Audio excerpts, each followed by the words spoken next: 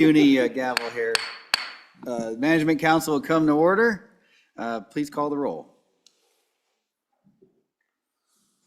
Good morning, Mr. Chairman. For Management Council, April 1st, 2026, Senator Crago. Here. Senator Guru. Here. Senator Nethercott. Here. Senator Salazar. Here. Representative Baer. Here. Representative Haroldson. Here. Representative Heiner. Here. Representative Yen. Here. Vice Chairman Nyman. Here. Chairman Beitman. Here. You have a quorum. Thank you.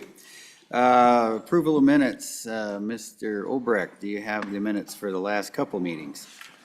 Mr. Chairman, we do. We've got the minutes from the November 18th and 19th, 2025 meeting, and the minutes from the April 8th, 2025 meeting. Okay. Are there any comments, corrections? Seeing none? Move to approve by Speaker Nyman. All those in favor say aye. Aye. All those opposed, no. That motion carries. The minutes have been adopted. Mr. Obrecht. Yep. Mr. Chairman, now I'll discuss the interim committee bill statistics and interim committee staffing statistics. But before I do that, I would like to introduce Savannah Strong to Management Council. Savannah, if you could wave. Savannah started kind of first part of March, right at the tail end of session. She is our Assistant Fiscal Officer. It's a new position you all approved in November to help Heather Cameraman out, getting everybody paid and making sure our bills are all in order. And Savannah's also going to help us with Management Council staffing too. Great. Well, welcome aboard and thank you very much for joining us. We appreciate you. All right. So, Mr. Chairman, under Agenda Item 2, Interim Committee and Bill Drafting Statistics, the first paper you have, this is what Heather puts together every year. Since 2000, we've been tracking our Interim Committee bill stats.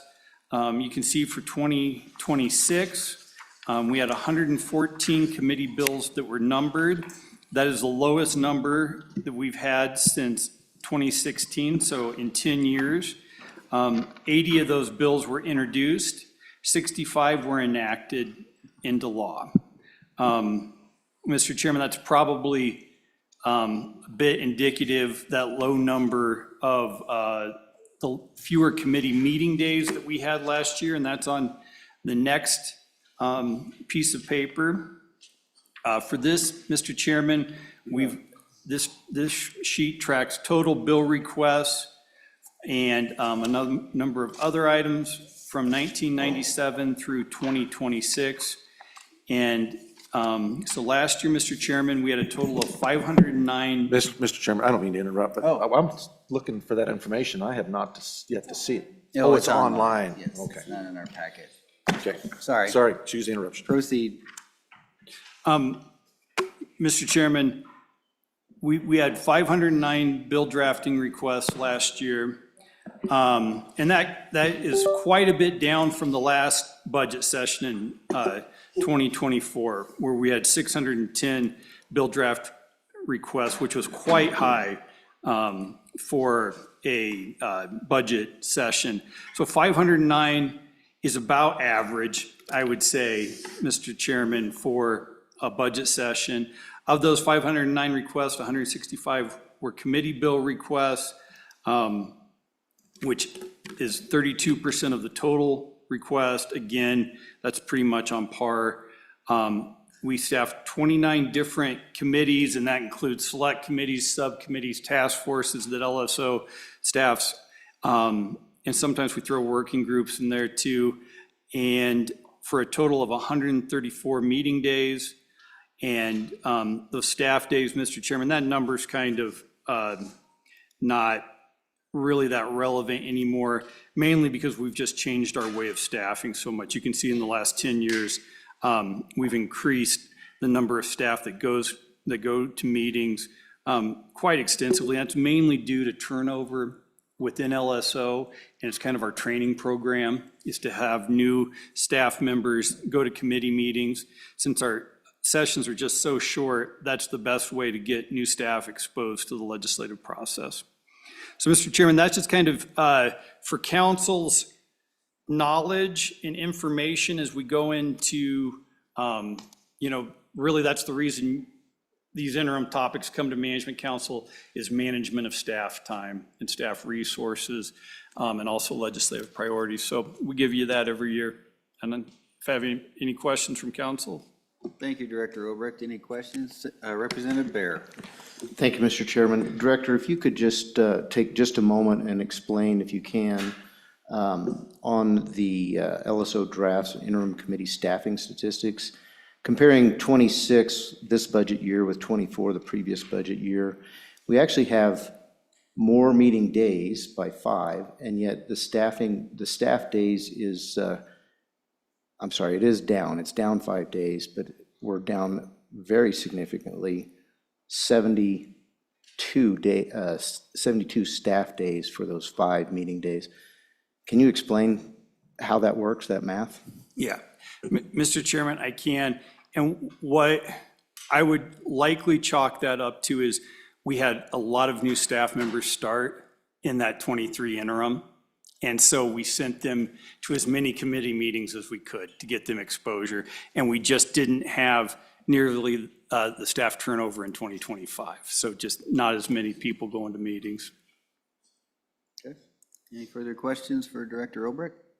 All right. Thank you, Director.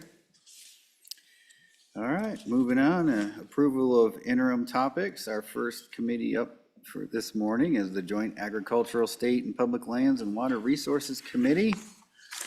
I see Senator Ide. Good morning, sir. Welcome. The floor is yours, sir. Thank you, Mr. Chairman, members of the council. I've got my co-chairman Banks online here, so if you have questions, he can probably answer them all better than I can. Good to see everybody again. Hope you enjoyed the little break.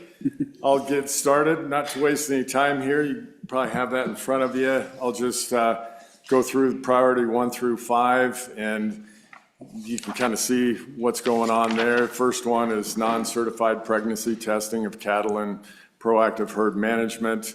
Approximately 6 hours on that. We're estimating in the interim. Review of state land recreation rules and regulations. Update on electronic identification of cattle.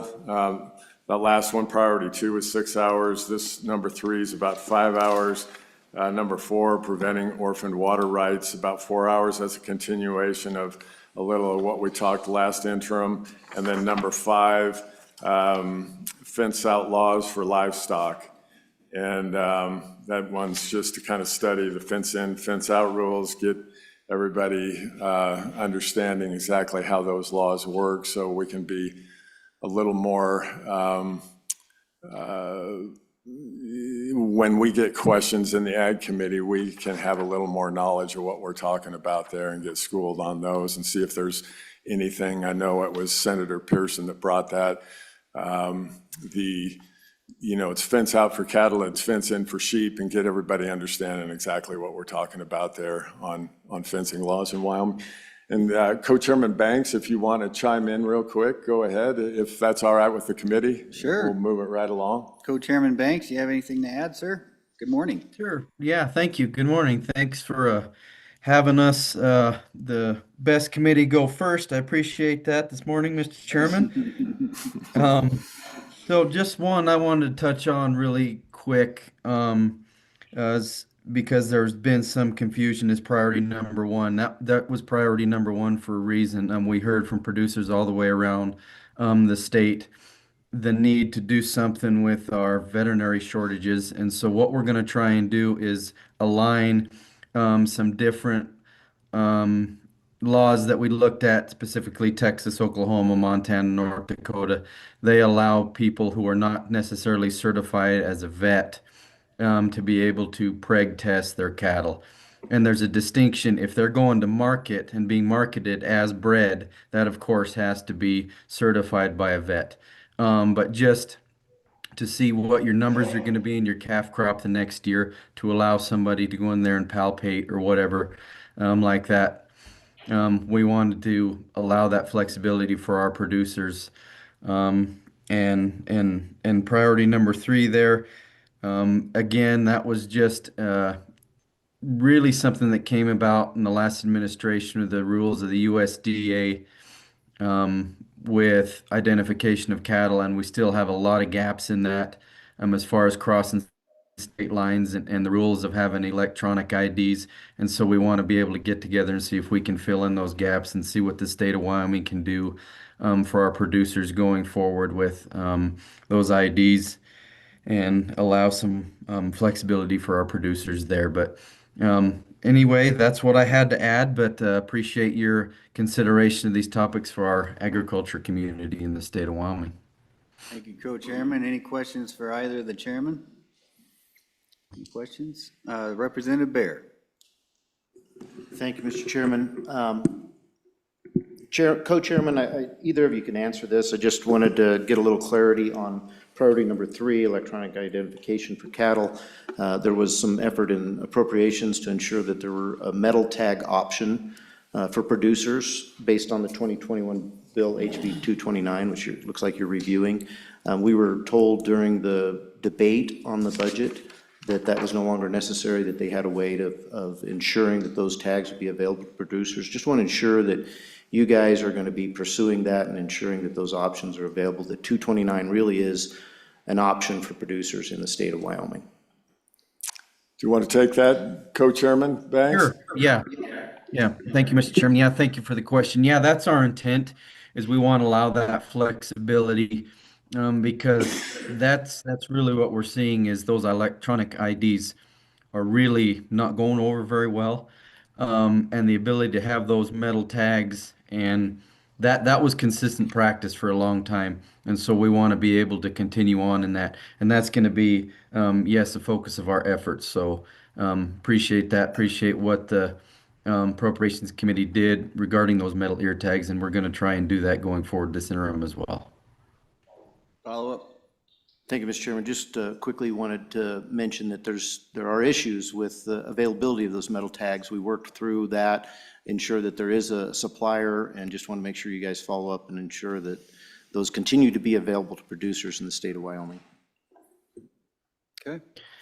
Yeah, absolutely. Thank you for that question. We've been talking about that too, Representative Bear. That's definitely in the conversation on this here. And I think that original House Bill 229, that was your bill, I think, wasn't it, Chip? And or Chairman Nyman. And yeah, we've got that on here to look at the confidentiality aspects of all of that as well. The last thing I'll hit on, I'll finish up that priority number 2, something that's been brought up a lot and over the years with state lands versus federal lands on the recreation aspect of it, where a lot of citizens complain that the federal lands are a lot more liberal on camping overnight, the ways you can use that, and we want to just look at that to see if the state lands, if that's in the cards or not, to try to maybe mirror those a little closer. I know that's always the complaint when we have federal land conversation versus state land, and everybody always, most of the people that I hear say the state lands are a lot more onerous rules on recreation. So we wanted to get that on the agenda. So thank you, committee. Thank you. Yeah. Representative Haroldson. Thank you, Mr. Chairman, and thank you, guys. Real quick, I have a priority 4 question. One of the concerns that we have in our neck of the woods is obviously when they broke up the original irrigation rights in Platte County there for our irrigation system, pretty much, I mean, obviously every acre had an attached water right. Well, now we've got a lot of these subdivisions where maybe they're like 1 acre subdivisions. There's no irrigation rights in those subdivisions. Those have not been serviced for years upon years, and there are ranchers and farmers looking at purchasing those water rights. But we're fighting issues with the state right now of them being allowed to attach those to other lands. And that's problematic, and what we're doing at that point is we're losing that water right. Is that, I just wanted to clarify, when you're talking about orphaned water rights, is that what you're addressing here? Mr. Chairman? I Yeah, can Mr. take that one Chairman. if you want. Oh. Yeah, thanks, Dalton. Go ahead. Yeah, that's exactly the conversation we're wanting to have because we're seeing that around the state as more subdivisions pop up.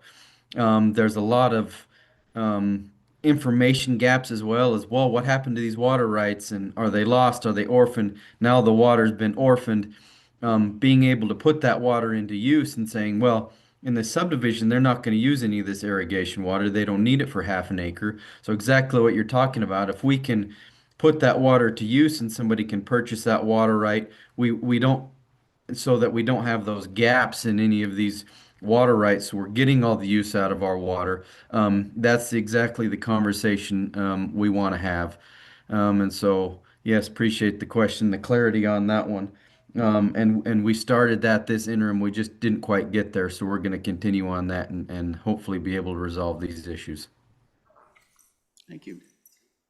Gentlemen, how many bill drafts do you anticipate bringing to the next session out of these priorities? Good question, Mr. Chairman.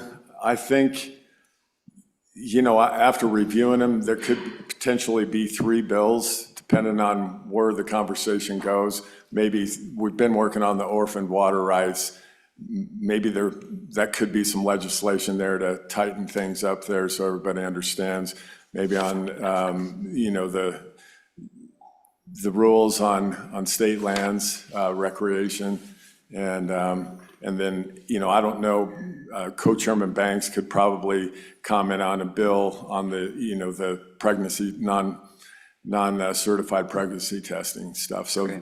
maybe 3 bills. Good, thank you. Yeah. Co-Chairman Banks, does that sound about right? Yes, that's kind of where we were thinking is 3 bills was about where our target was. All right, appreciate it. Any further questions for the chairman? Thank you, gentlemen. Thank you. Thank you. All right. Committee? Discussion? No? Okay. Do we move on to the next? Who's next here? Management audit. Management audit. Do we have our management audit committee? Oh, here he comes. Chairman Knapp, Senator Larson.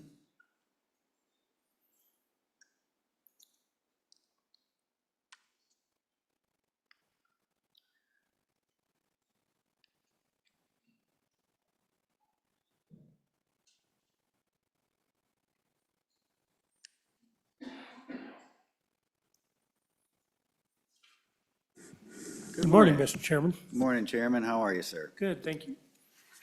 Welcome to Management Council.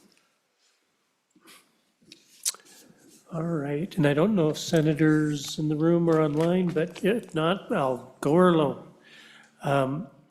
Management audit had a busy year this year. This year for interim, it will be a little bit lighter load.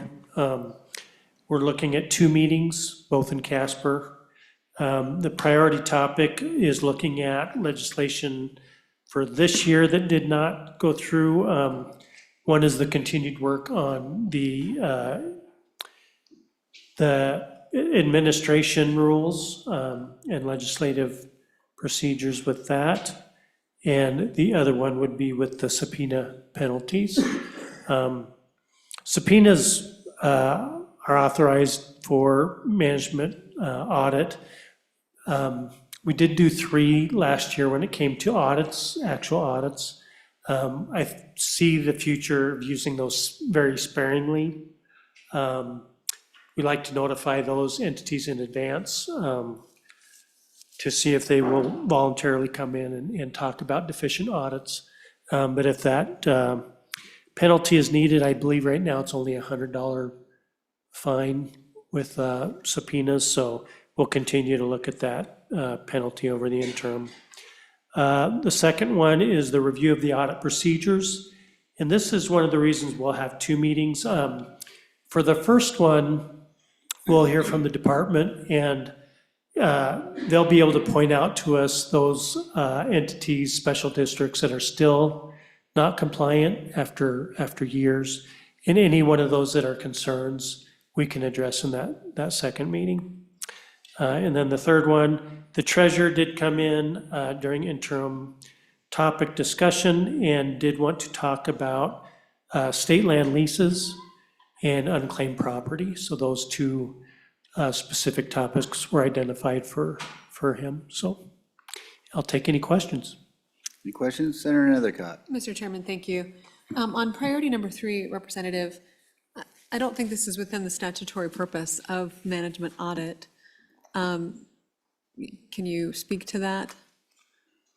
Chairman Knapp? I know the home committee for the treasurer would be capital finance and investments.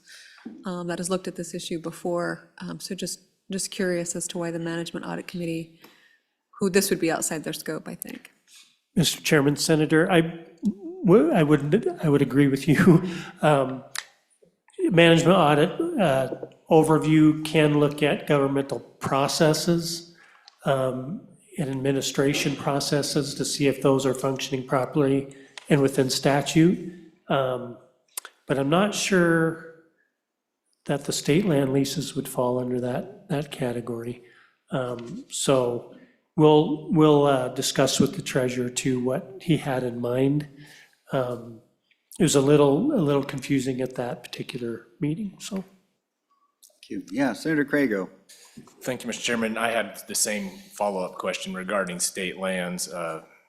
Serving on the Ag Committee, which is the home committee for state lands, I just was wondering the same thing because we've dealt with processes over there. Every year we have a bill dealing with processes coming out of the state lands office. So same question. Thank you, Mr. Chairman. Mr. Chairman, Senator, and I would just advise the council that if they find it appropriate to place that in another committee's purview for priorities, we're more than happy to oblige. All right. You're not going to fight over it, huh? Okay, any other questions? Mr. Chairman? Yeah, Senator Nethercott? Just as a point of clarity for what I think maybe should happen here for priority number 3 is unclaimed property should go to Capital Finance and Investments Committee, and then the state lands to Ag Committee. Okay. All right. Further questions? Yeah. Mr. Chairman, procedurally, I saw the representative ask about a motion. I don't know how we're going to choose to do today, if we are going to officially approve them in a slate, or each committee we're going to approve their interim topics one by one, or if we're going to do this one by one. If so, I would turn that particular statement into a motion that Capital Finance addresses unclaimed property and the Ag Committee addresses state land leases. Director, my initial thought was we'd go through all these and hear them out and then come back and entertain motions on how we want to go forward with these. Is that typically how it's done, or do we want to vote on these individually as we go through them? Mr. Chairman, it is usually taken individually. And just because if there's motions that need to be made on a particular committee, while it's fresh in people's minds, it's kind of the best time to take them right then. So we should have done that with Ag then, is what you're saying? Yeah, but I just didn't think anyone had any motions on that committee. All right. I've heard a motion and a second, so discussion? All those in favor say aye. Aye. All those opposed, no. That motion carries. So state land leases will move to Ag and unclaimed property will move to CapFin. Anything else, committee? Okay, Mr. Chairman, committee members, thank you. thank you.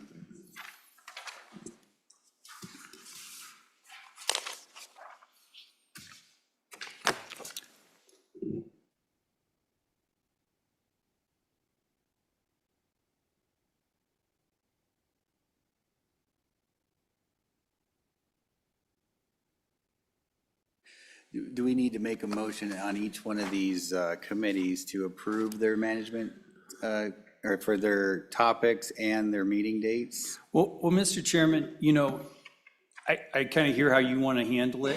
How about we just make motions to change any committee as they come up, and then you can make a global motion at the end to approve them Perfect. all. Let's do that. That makes sense, committee? All right. All right, moving right along. We have Select Committee on Legislative Facilities and Technology and Processes. Senator Case and Representative Weber, co-chairman.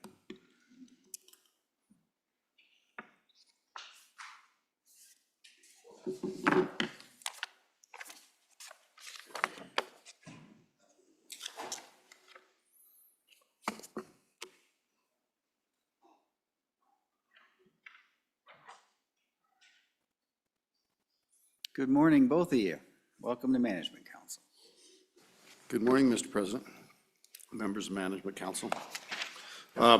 This is a committee that we've had in place for a number of years, I think more than 2 decades, and it deals with facilities in the Capitol, recommends process changes at times to the Management Council about our processes. Just by way of some history, this is the committee that first brought us into the web, the internet age, and got the members' computers, got stuff online, created programs to be more accessible to the Capitol. We just continue that work. It's not a heavy lift committee. I think we're planning 2-day meetings. One of them can probably be by Zoom. And the committees they typically don't go all day. If we do have any recommendations, they would have to go to the Management Council. We kind of serve at your pleasure, and we don't have any originating ability to do legislation or policy. And I love my co-chairman, and I don't know if you have anything you want to add? Co-Chairman Weber? Thank you, committee. It's an honor to be here and representing this committee and learning from one of the best, which is Senator Cal Case. Thank you. All right. Committee, any questions on the 4 priorities? Senator Nethercott. Thanks, Mr. Chairman. Senator Case, since you've been associated with this committee for quite some time and it's been around for quite some time, do you think it still needs to be a committee? Senator Case? We serve at your pleasure, and it is a statutory committee, I believe. We'd have to change the statute. But in some ways, we're useful because we actually have meetings where members of the lobby and members of the public come and talk about our processes in a way that kind of insulates you from having to have that forum within your deal, and we can bring process changes to you. We did several of them back in the Jonah days, things about when we post orders of bills, on and on and on. And sometimes the lobby comes to us and suggests changes. One this year, they had suggested that our catch title system has gotten a little bit rogue, and maybe we want to look at that. So it's totally up to you. If you guys want to do that, it was very technical in the old days because it dealt with website design, it dealt with what programs to use for our process system for bills, on and on and on, whether we should do that in-house or go outside. It's not so technical these days.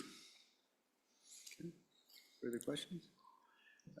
Yep, Representative Heiner. Thank you, Mr. Chairman. Chairman, based on that discussion, could we add a topic in there to determine what would need to happen if we wanted to sunset this committee? What statute would need to be changed, and what things needed to be completed so that there's no loose ends? Certainly, it's up to you. Question for me on priority number 2, is it broad enough to continue to look at the costs associated with electronic voting implementation, since it seems like we have kind of with the screens and everything now that we have, how close would we be able to be just to push a button from our desk to vote? And would this be broad enough to talk about that? Mr. President, we have looked at the issue of electronic voting in a broad sense before and brought briefings to the Management Council and to the committee. By one of a bit of a deep dive, I want to say at the outset, we actually have one of the most effective electronic voting systems in the country now. And one process change that we made in the past 2 years is that roll call votes are online immediately. So literally, a person following on their computer has electronic. We are electronic. We have not taken the step to put that on the board in each chamber, but that is the only piece that is missing. Now, a lot of people, when they think about electronic voting, they think that we will start recording every single vote. And there's a difference between how electronic voting systems are used and the display boards in legislatures across the country, and when they actually take a recorded vote that's going to put it up there. We actually record more votes than almost all the chambers in the country, and we now make them available almost in real time. Literally, when the vote is closed, it is now up. So both houses have talked about eliminating the roll call, for example, and going to an electronic-based system. I think that has been more popular in the House, perhaps, and people suggesting it would save time in the House versus the Senate, and we certainly could look into that and be happy to take testimony on that issue. But I always qualify all this because we actually have recorded electronic votes available to the public as good as any legislature in the country. And it's an important consideration. By adding boards, we don't increase transparency because it's available on the website at the same time.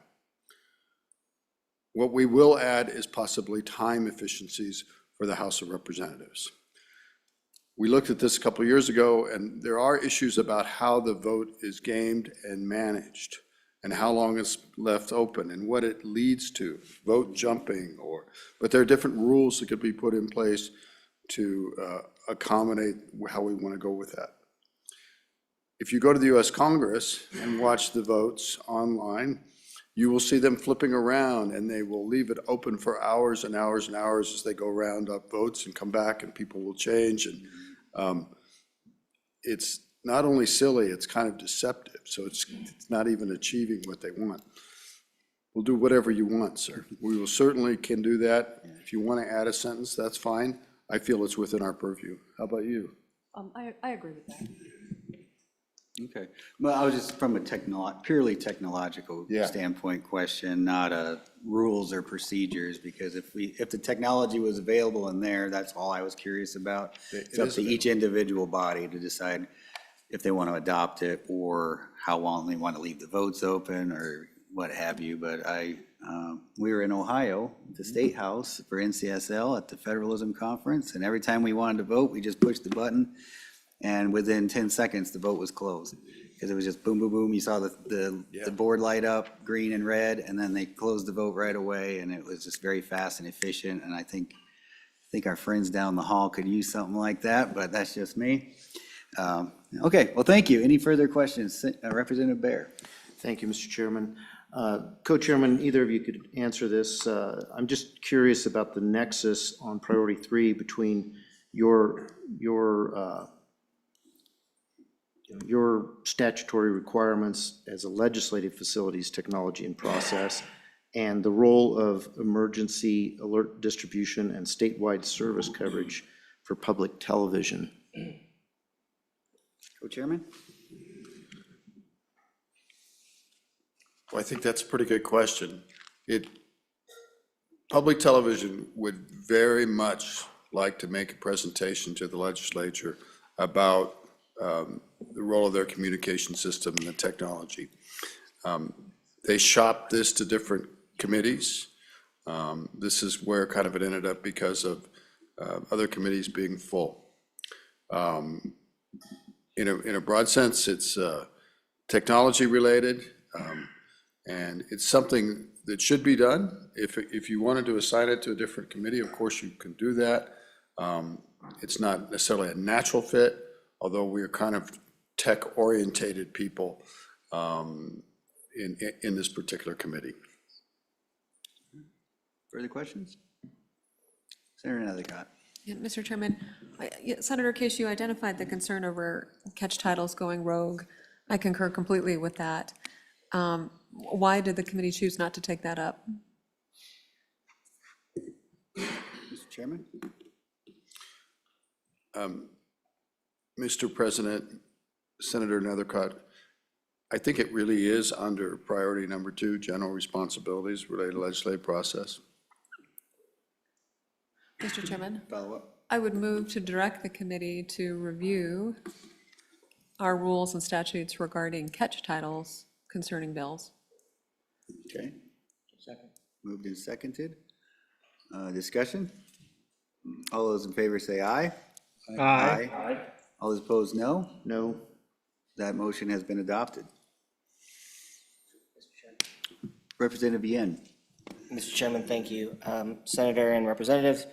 Chairman, one thing I noted in your priority number 1 is use of technology. The public's probably most accessed piece of technology when it comes to the legislature is our website. I think we have a great website, especially when I look at other states' websites. It's far beyond like most other states that I could ever compare it to. But I am curious on whether you would be willing to take feedback from the public on ways that we could improve it. One example is it's impossible for us to really copy and paste a link to a specific meeting, right? And that gets difficult when we want to share about specific meetings to the public. I would love for you guys to take some feedback from the public and see if there are ways we can improve the website. Mr. Chairman? Mr. President, Representative Yen, absolutely. We do view that as our function, more so than you're able to do as Management Council. And we are very proud of the work that the committee has done over the years to develop with our staff in-house processes for our websites and our bill processing. We did this inside this building and with the capability we have. Very, very proud of it. Quite an accomplishment. First, really path-breaking in the country. Yes, we'd love to hear from the public on all those issues. Great. All right. Senator Nethercutt. Mr. Chairman, I'd also move to direct the committee to evaluate the continuation of the committee or its purpose, if it needs to be reviewed, updated based on kind of its antiquated origins, just to see whether or not this is one that should be repealed, also perhaps suspended just for a couple of years, recognizing it may not need the level of focus it once did. So to just understand where we could get some operational efficiencies for this committee. Thank you, Mr. Chairman. Moved and seconded. Discussion. Seeing none, all those in favor say aye. Aye. All those opposed, no. That motion carries. Any further discussion with the Select Committee on Legislative Facilities, Technology, and Processes? Representative Baer. Thank you, Mr. Chairman. I'd like to move that priority number 3 be moved to another committee. And thinking about this, probably the most appropriate, I believe, would be the Select Committee on School Facilities. So this is a capital issue, these towers and how the coverage is maintained. And that facility does education facilities, that Select Committee does. And this is public television is under one of the community colleges, so I think it's an appropriate place to do that under education. So if somebody can think of a better committee, I'd certainly be interested, but this doesn't seem to fit legislative facilities at all. It's been moved. Second. It's been seconded. Director Obrecht has his hand up. Director? Yep, Mr. Chairman, maybe just under education. I think school facilities just K-12, so. Would education be friendly? Okay.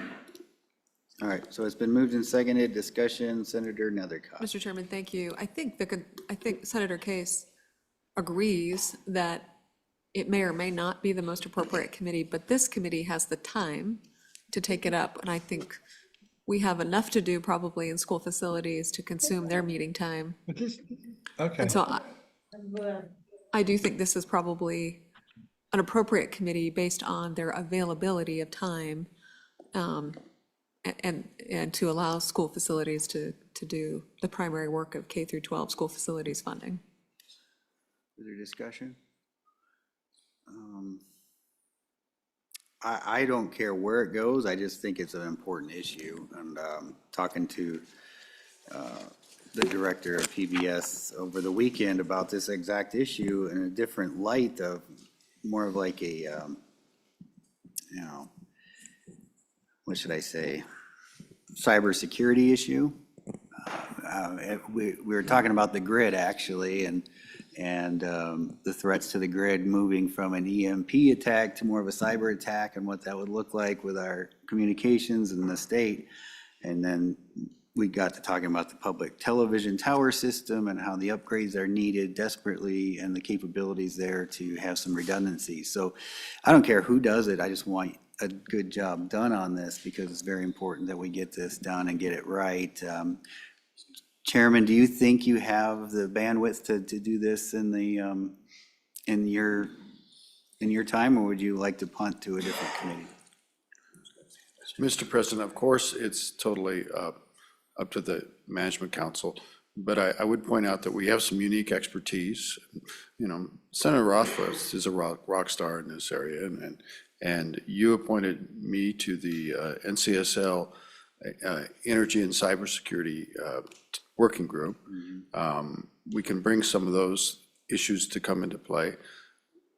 PBS's big pitch about their tower system is that is an integral part of the emergency alert and emergency communications that provides services to the public. Not to confuse with WyoLink, which is radio, but this is how the public becomes notified in the instance of emergencies.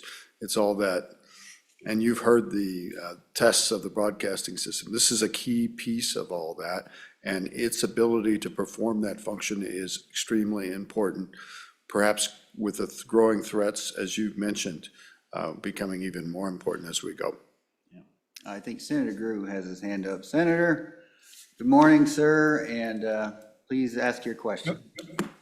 Gordon, just a comment, Mr. Chairman. You know, I had the same thought when I saw this topic where it was. I thought, this didn't seem to be the right fit, until I heard the good chairman talk about the expertise that they have and what they do. So I'm against the motion to take this off. I think it's right where it should be. Thank you, Mr. Chairman. Thank you, Senator. Further discussion on the motion? Okay, all those in favor say aye. Aye. All those opposed, no? No. Sounds like that motion has failed. Any other motions for this committee? Any further questions for the chairman? Director? Mr. Chairman, and maybe, I should have mentioned this earlier, but do you want to take public comment on each committee, or do you want to wait until after a group? Or I suppose there's folks here just to talk about particular topics, and if, I'd hate to make them wait all day. You bet. Yeah, and I apologize for that. We should. That's take my public fault, comment, Mr. Chairman. As we go, because you're right. We're here all day, but doesn't mean everybody else is. So my apologies to the public on that one. So unless there's anything else from the chairman, we'll entertain public comment at this point. Mr. Chairman, Yep, Senator Nethercott. LSO may disagree with me, but it's always been my position, just Senator Nethercott, that for purposes of Management Council, there's no way that we can do this day, taking public comment on every topic. And actually, public comment should have been received at the time interim topics were presented and then brought forward here. But LSO and their directives may be helpful on how we should conduct this meeting. But I believe that if everybody wanted to opine on every topic before each committee to convince us to approve a committee topic for all the committees and all the select committees, it could get a little intense and maybe a 3-day meeting instead of a 1-day. So it's always been my preference to skip public comment on every topic, recognizing that occurred at the time of interim discussion. Well, committee, it's your call. I mean, I'm not a dictator here. What do you guys think? Mr. Speaker? Thank you, Mr. President. I would have to agree with the good senator. I mean, these topics were taken up. We announced them during the session. People could come and discuss those, and that's where the committee chairs came up with their order and their priorities. And so I would suggest that that is correct, and we should go ahead and move forward and decide whether or not, if we have some specific issues as Management Council, let's see some things, and we've already clearly done that, moving some topics to different committees or removing because we felt like as if for expediency and efficiency or better use of the time. Otherwise, public comment should have been taken and was taken during the discussions of these topics. And so that would be my discussion. We would forego that at this point and move ahead. All right, Senator Craigo? Mr. Chairman, thank you. So I agree with the speaker and with the good senator. The only caveat would be is if we were going to take a topic that had been proposed by one of the committees off of the list, that maybe we give the public the opportunity, not necessarily reassign it to a different committee, but if we're going to say we don't want to study that topic, then we could give the public the opportunity to comment on that discrete motion or that discrete issue. Otherwise we're going to be here till midnight. So maybe we could go that route, Mr. Chairman. Representative Haroldson? Thank you, Mr. Chairman, and I definitely agree with the good senator is what I was going to mention. I think maybe even a little further on that, if there's something that's come up that we were unaware of, or we're going to pull something off, if there's something that wasn't available a month ago in that conversation, give them that opportunity. But if not, if we've already had comment on it, let's continue on. But if not, we want to give people the opportunity if they're like, but you don't realize X, Y, Z has taken place since then, so we really need to have a conversation on it. Great. Thank you, committee. I appreciate that. So it sounds like that's the consensus of the committee, and that's the direction we'll go forward today. So I appreciate your comments there, committee. All right, moving on. Corporations Committee.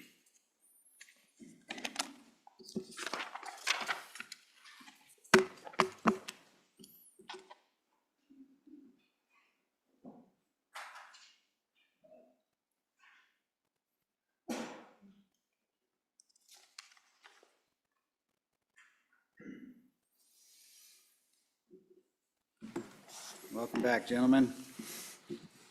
Thank you very much, Mr. President. We have a list of 6 interim topics. Priority number 1, fraud protection. Priority number 2, public records, open meetings. Priority number 3, election review. Priority number 4, 911 funding, following up on legislation we had this year. Priority number 5, transparency for public dollars. And priority number 6, electricity and public service commission issues. The fraud protection rose to the top. It comes from different directions. There's an enormous amount of fraud that's happening within our corporate filing networks. You've probably read about it. Companies that are using Wyoming addresses and abusing our Wyoming constituents by representing that their address is either where they do business or that's the legal address for the corporation. Goes on and on and on. The Secretary of State has made a considerable effort in this area and shares our concern for the wide level of fraud with respect to using our corporate laws. But it's not just in that area. Mr. President, it's also things like people now file fraudulent deeds, put fraudulent filings at the courthouse. We've heard from our county clerks about this and trying to get a handle on that. There's also there's the issue of insurance fraud, and I'm not sure that I looked at this. We talked about using the Model Act for the National Conference of Insurance Legislators as a starting point to look at insurance fraud, which has been on our platter for a couple of years, but we didn't have a good vehicle. Now it looks like we do with the NCOIL model. And a bit of a relation to fraud is the sense that there's not enough auditing going on anywhere, and this kind of spills over into public transparency. But there's a shortage of qualified people to perform audits. The Board of Accountancy has asked us to look at their Practice Act to allow for a more flexible process for people to be able to sit for the CPA exam, which emphasizes experience somewhat more than the past efforts have been to shift it to classroom time. I specifically had a couple of sentences about that in the insurance fraud, and I realize they aren't in this version that's on your deal. But that's part of this fraud package that we're talking about. And public records open meeting, I know that we've tried a bill last year and it was not a good fit for everyone. But honestly, I think from two sides of the coin, our public wishes that we would continue in that effort to try to do something about especially the public records aspect and also how our open meeting requirements are being abused. The issue there, Mr. President, is do you make it so hard that it's onerous on our small boards and commissions to fulfill public records requests? Or do you make it so easy that it doesn't do any good for the public at all? And trying to find that sweet spot and to handle different requests differently is a challenge. We do have data miners from outside the state, probably inside the state too, that are doing enormously burdensome public records requests for information that they then resell. And so if we could maybe separate how we treat commercial requests and private requests. It's an area dear to my heart. I know that not all of you share it and think that our existing laws are adequate. Happy to discuss. And then, Mr. Chairman, on your side, the House was really strong that we needed to continue our work in the election area. Yes, and maybe not as voluminous as years past, but we did want to continue looking at audits, pen and paper and drop boxes. In particular, those were bills that had gone through session and stopped at one point or another. And so it'll just be a review of those particular ones for the election process. I wanted to go back to the public records too. There's been a good working group, and I think we just need to continue that process through this interim and come up with some consensus there, so. Senator Nethercott. Mr. Chairman, thank you. Is that working group a paid working group? I didn't hear the question, Mr. President. Was it a paid working group that was No. just referenced? It was not a paid working group. It was volunteer members of the committee and volunteer people from the public. It was pretty much open. And it was, we asked the ombudsman to handle that process, and she absolutely did a great job. But in the end, we didn't come to consensus. And so I would imagine we can still continue the same process. Whether the ombudsman should be the chairperson of it, doesn't really matter, but it would not be paid. Further questions? Mr. Chairman? Yes, Senator Nethercott.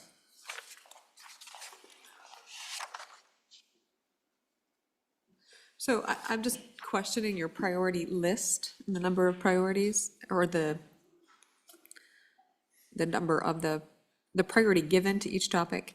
So I hear we want to do the election review again and redo the same bills that just died 3 weeks ago and devote taxpayer dollars to doing another interim study and legislator time on those exact same bills in exchange for 911 funding, which seems to be pretty critical to the safety of all Wyomingites. And so just why are we prioritizing election-related bills that have not been successful in the legislature for years in exchange for 911 funding? Co-chairman? Either one of you? She's tough, Mr. President. Why we love her. Mr. President, we used a ranking system to assign the priority of the topics. Each house ranked from 1 through 6, each member of each house. The House rankings and the Senate rankings were different, certainly different on this very issue of the elections. But the House members really did come back and ask for that. And it made priority number 3 on the list. If it were my dictatorship, I would not go down the road of elections this year, partly because our county clerks begged us not to, because they are in an election already, and we've got so many moving pieces, and the public might get confused between proposals and law, and right now we need to educate people about the law. But it's a democracy, and my good friends in the House are very persuasive. Mr. Chairman, I'll add to that, please. Senator, I do think that, for instance, fraud protection brought in about 7 or 8 different topics and were combined into one. Election issue, I think, is the same way.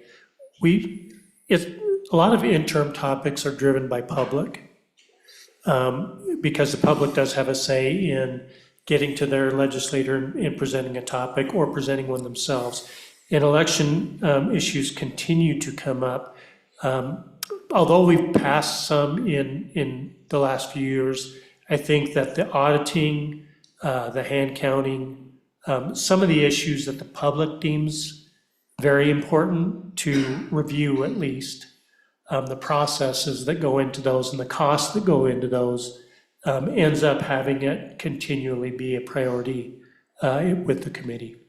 Mr. Madam, or Senator Nethercott? Mr. Chairman, do you think those concerns are greater for the public than the safety and reliability of 2 things, 911 funding and concern over their electric bills?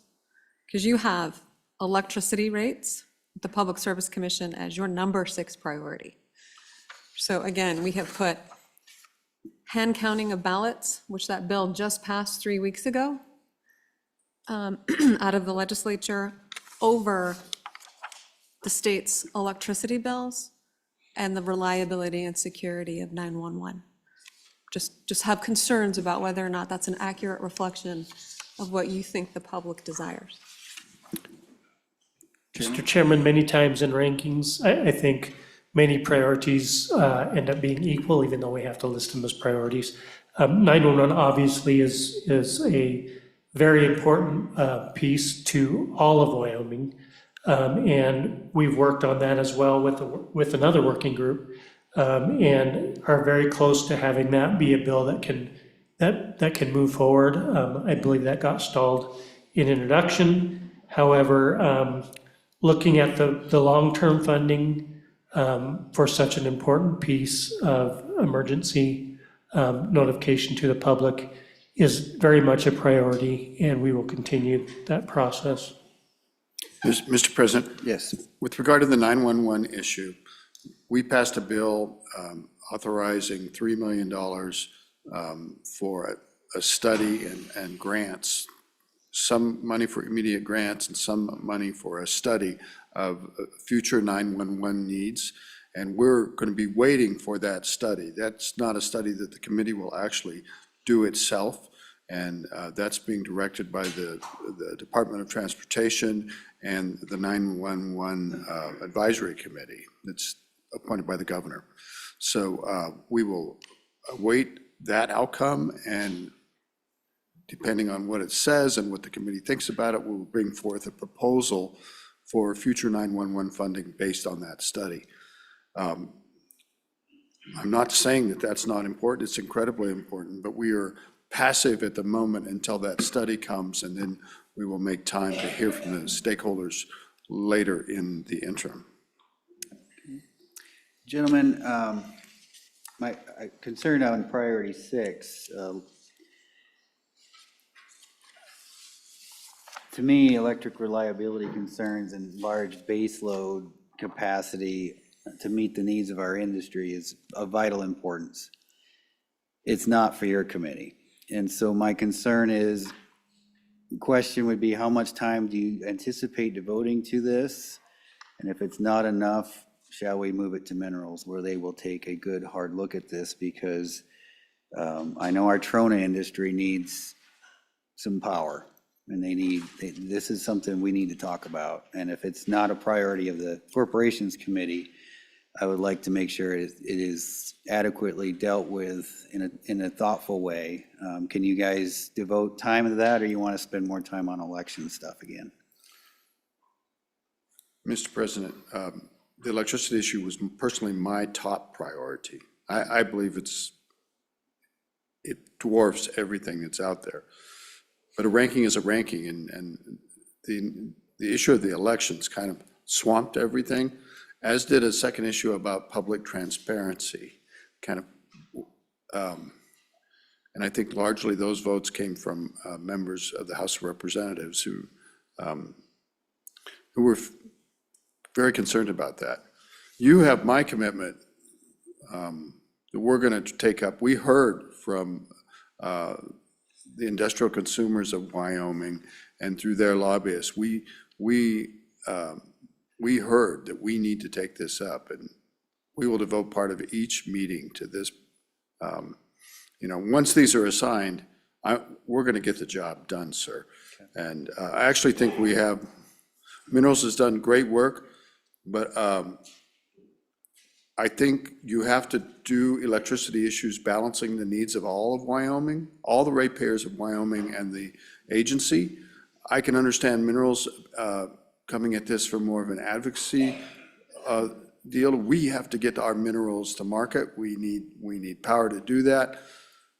Sir, I'm pushing back just slightly and saying we have to balance the rate-making concerns of this tremendous future growth in Wyoming and how that will impact ordinary people's electricity rates.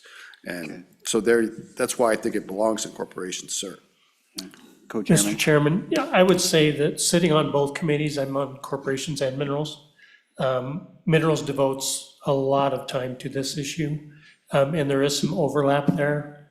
Sometimes similar testimony, but I think more weighted in minerals. And so I do believe this belongs as a topic of priority, but I do think both committees will cover this extensively this summer. Okay. Mr. Chairman. Vice President Salazar. Thank you, Mr. Chairman. I agree with you, Mr. President, that Priority 6 is incredibly important. And I'm just concerned. I completely understand the elections issues and support you taking a look at that, but I'm just wondering if, I also have the question of whether you're going to have time and whether this might be given more time in minerals,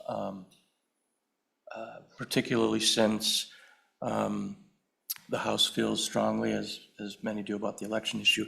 I'd like to make a motion, Mr. President. Okay. That Priority 6 go to minerals. I believe that they will have more time to look at this very important issue. And I think they have a full plate. I think minerals would possibly have more time. And as the co-chair said, since they do overlap, obviously minerals has some expertise in this matter. So that's the motion I'll make. All right, it's been seconded and moved. Discussion. Representative Heiner. Thank you, Mr. Chairman. One of the topics, actually it's number 2 topics, number 2 priority for minerals is energy dominance. And in that topic, we will study reliability, capacity for large electric loads. We routinely hear from the Public Service Commission. So that's why I seconded this motion. I think minerals, I would hate to have parallel paths with 2 different committees. If we can join forces some way and work it out so that one committee does this, I think that would be ideal, and I think minerals is the ideal committee for that. Senator Nethercott, then Senator Crago. Or Senator Crago. Thank you, Mr. Chairman. I guess just we're essentially changing the home for one of the main topics for corps. I think we need to pay attention to that. I mean, I understand the importance of the minerals, component of electricity, and for that, I understand why we would want maybe that to be handled by minerals, but we're talking about all ratepayers. I mean, we're taking the topic of all ratepayers and transferring it to a new home committee. I'm hesitant to do that, and so I'll probably vote against the motion as drafted or as made, because it does more than just transfer the mineral conversation to minerals. It transfers the entire conversation regarding, the public utilities and ratepayers, et cetera, as if we look at the entire priority number 6. So just going to be hesitant to do that, but I'm happy to talk about it in more detail. Thank you, Mr. Chairman. Thank you. Mr. President, I would like to point out that the Public Service Commission, we have been the home committee for the Public Service Commission, and there are other topics in here, including pipelines and and it's a pipeline safety review, the utility system, and so they report to us on that.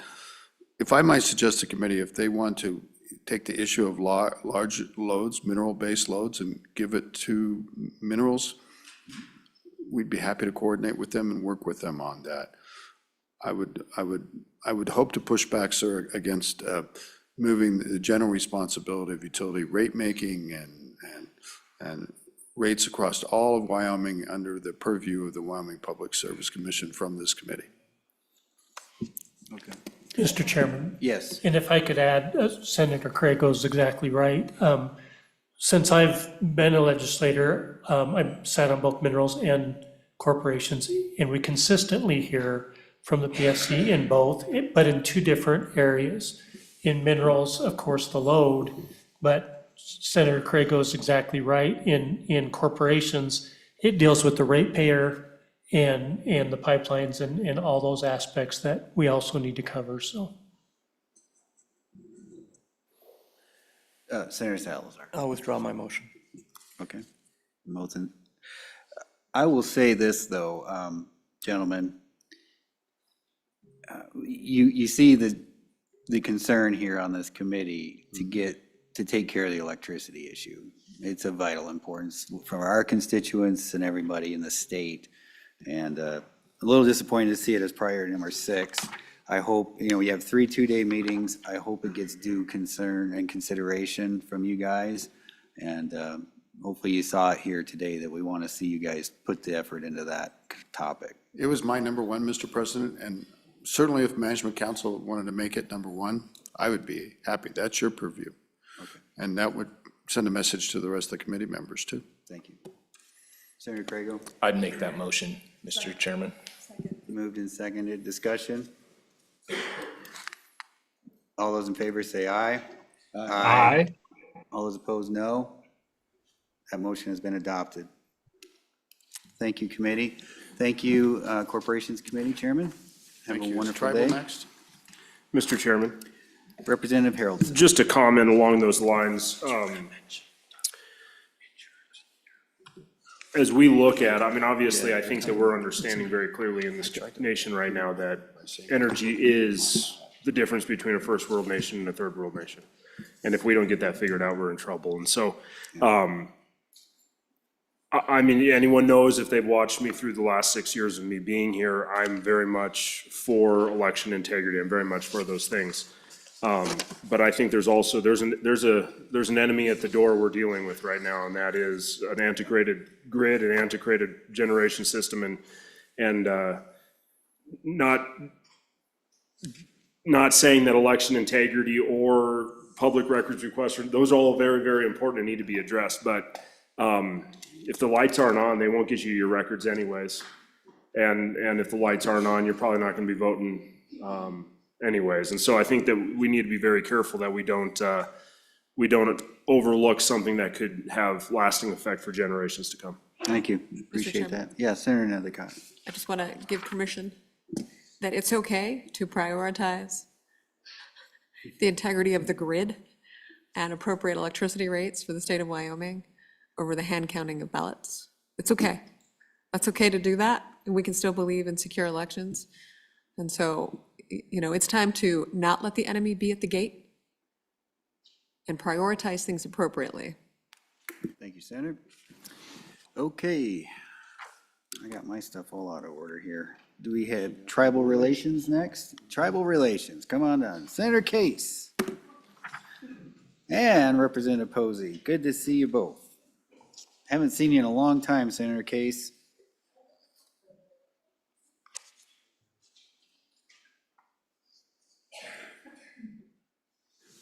It's always good to be welcomed to the Management Council, Mr. President.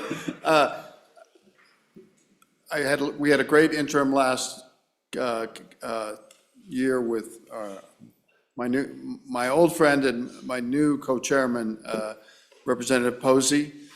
This is kind of a standard beast, Mr. President, and I actually couldn't see it on your meeting materials, but our priorities are general tribal relations, priority number 1, priority number 2, state tribal policy, Priority number 3 is something of concern up in the Wind River country and all around the state, but it's minors' access to alcohol. Priority number 4 is to leave it kind of open for emerging tribal topics. It's a bit of a fluid committee. It works to facilitate good relations between tribal governments and state governments. It's had a lot of wonderful accomplishments. It does have the ability to propose legislation, and we try to review the areas of overlap between tribal governments and state government, and keep smooth sailing. It only meets for, it has 2 meetings, and Mr. Vice President Salazar is on the committee, and well knows kind of the uniqueness of this committee, and I would hope that you would allow us the proposed schedule of 2 day-and-a-half meetings. We usually have different tours or events accompanying the meeting as well that everyone is welcome to and other members are welcome to. But maybe I could yield to my co-chairman and see what he thinks of this committee. Good morning, Mr. President, Good members morning, of the sir. Management Council.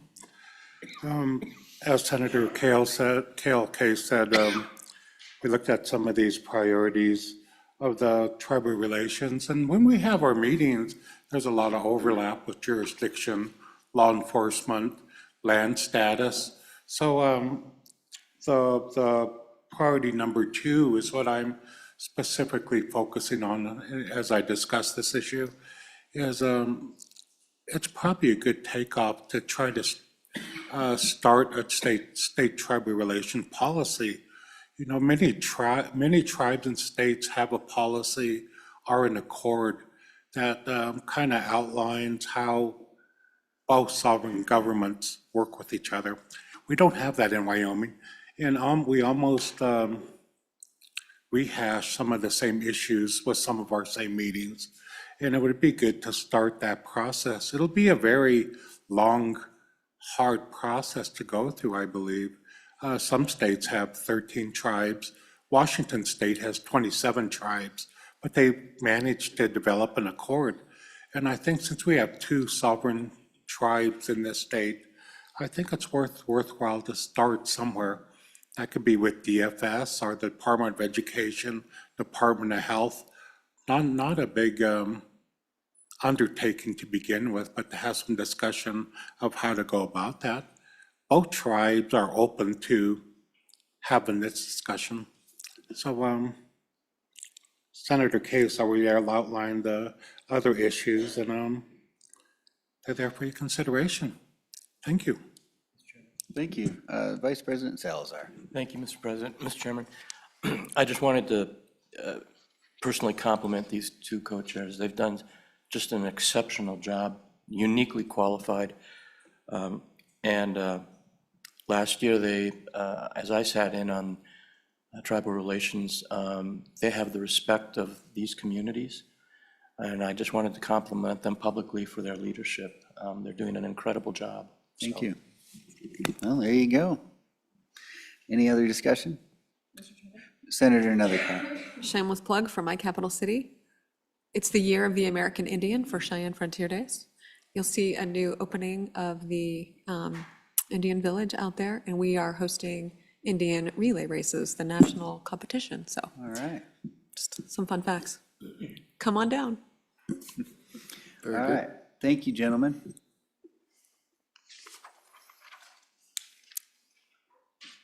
Next up is Joint Labor, Health, and Social Services Committee.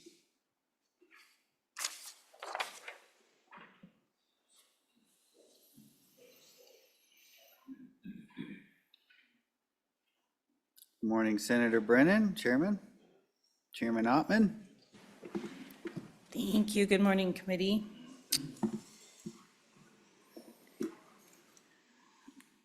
Joint Labor, Health, and Social Services has submitted 6 topics for interim. The first one is workers' compensation. We were specifically asked to look at the public safety communication workers and see about making them and putting them into first responders. The second one has to do with rural health transformation. And what we really want to do here is just better understand the rural health transformation program, the dollars from the One Big Beautiful Bill, and be able to respond with any legislation needed through, if anything comes out through the interim, we want to be able to respond to that. Priority number 3 would be to look at maternity care issues throughout the state.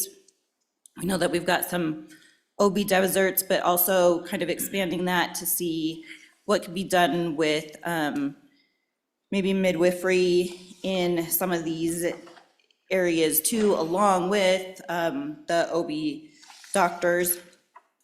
Priority number 4 would be healthcare provider shortage and accessibility of healthcare. We know that those 2 things are ones that the state of Wyoming is really struggling with, is both the affordability and accessibility of healthcare.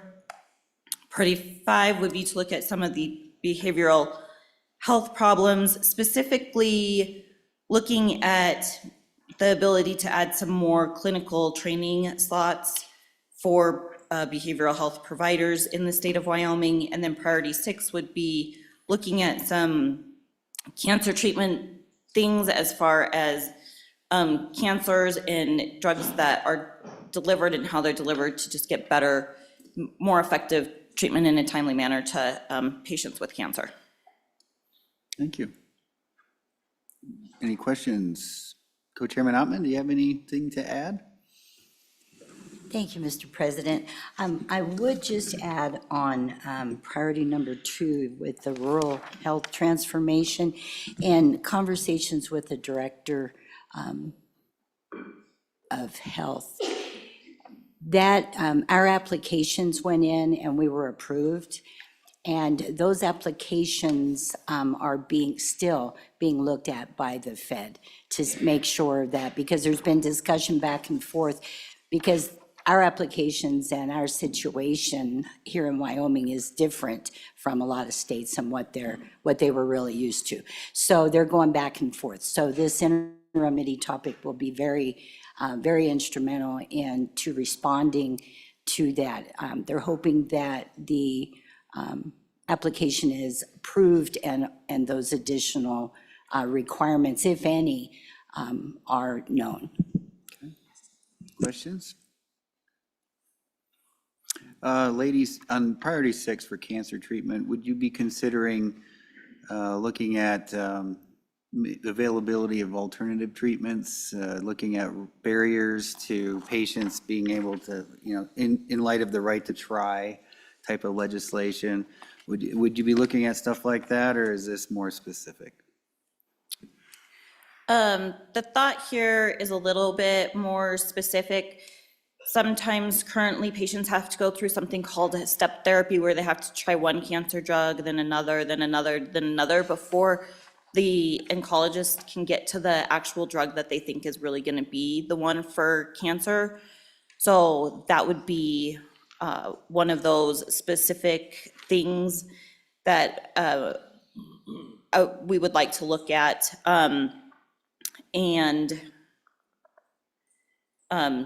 Then just how those things are covered.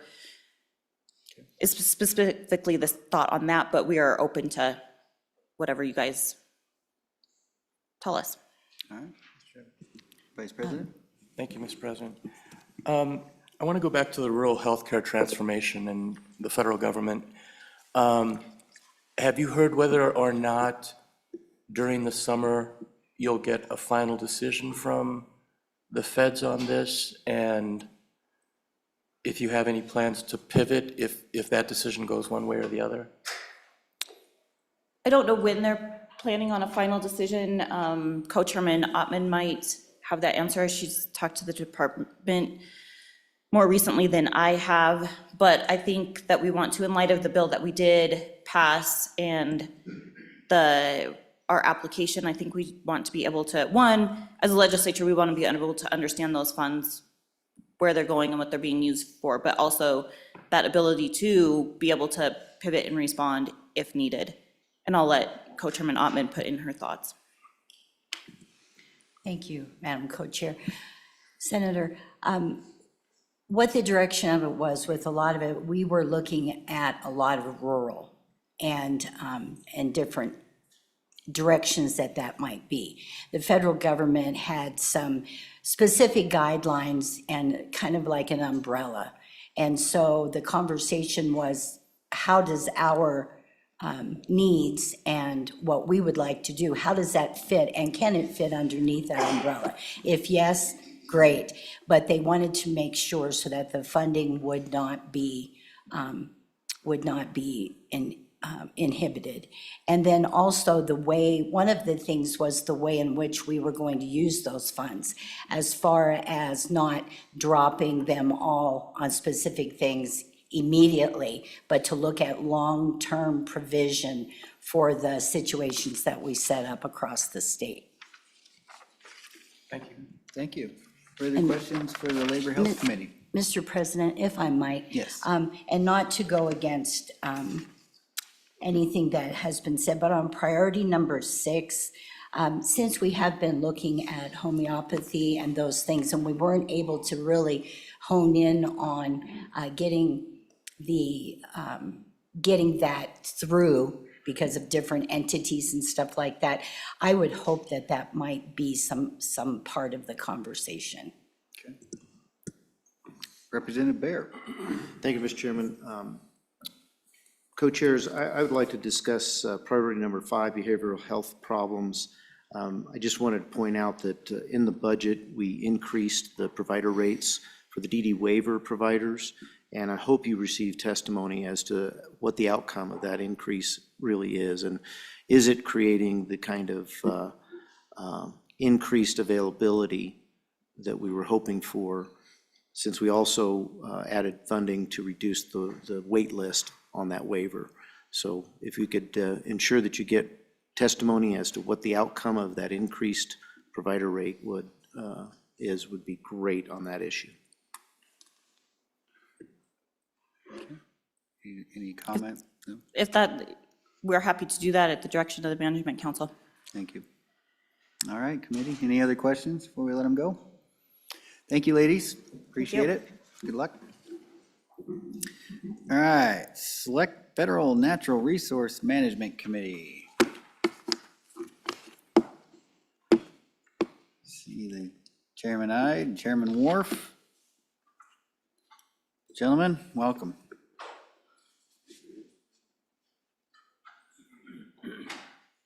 Yeah, thank you, Mr. Chairman, members of the council. Basically, we have here one priority. There's kind of a catch-all in that one priority. I'll just sort of break it out so you don't have to dissect it from that second paragraph on priority 1. Essentially, priority number 1 is we passed 2 resolutions this last session. Senate Joint Resolution number 1 was state taking over the administrative primacy on leasing of the federal lands and requesting Congress to draft a bill and pass something there to amend the Federal Mineral Leasing Act of 1920.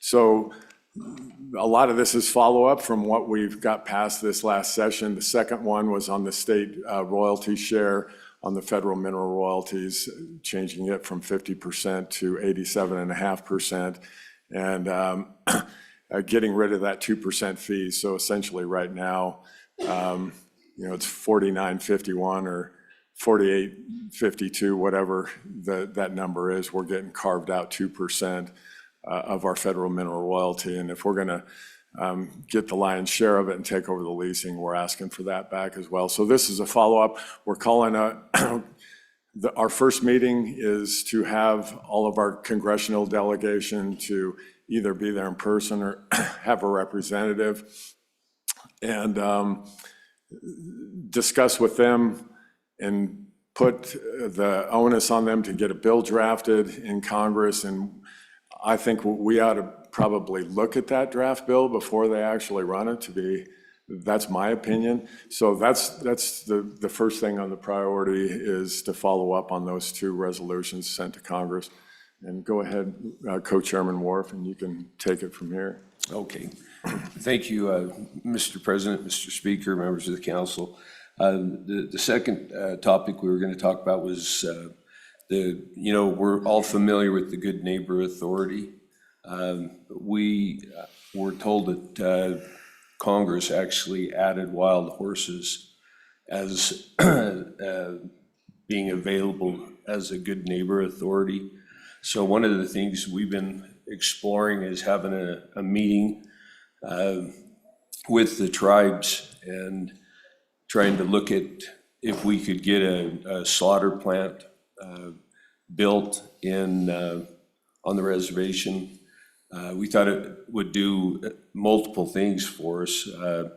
Under the Good Neighbor Authority, if we could get the tribes working with us on this, they could help us sort out those horses that are salvageable, I guess is the best thing I could say, and versus those that would need to go to slaughter. But we thought it would be beneficial to have a meeting in Riverton where we could also go to the honor farm with members from the tribe to look at what they do with the wild horses and explore giving that as another venue for the tribes to be able to sort out those horses that they can break and make usable. But we thought it'd be kind of fun. It was mentioned the Indian relay races.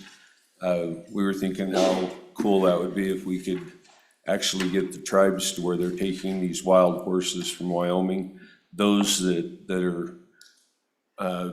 merit breaking and utilizing. It would be like what we envision is taking like what the Honor Farm is doing in Riverton, but also getting that on the tribes, getting the tribes engaged. It could actually blossom to where we have multiple tribes that are actually down there taking those horses, taking them back to the reservation, and kind of bringing back in some of their heritage where they can break horses,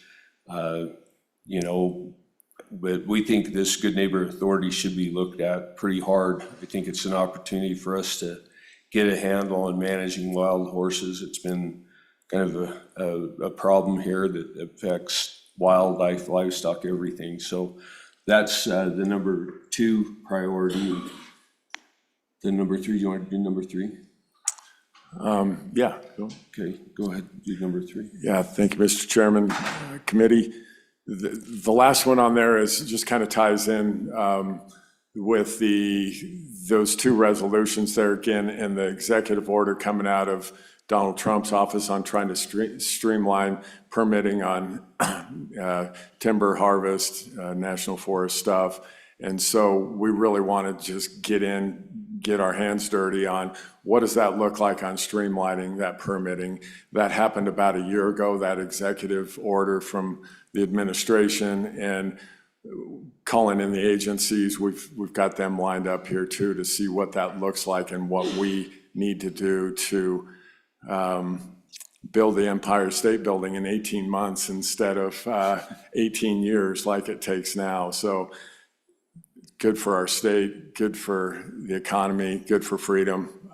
Streamlining permittings are really important, and so we want to really look at where that's going on oil and gas, timber, mining, everything. That's really it. Excellent. Any questions for the committee?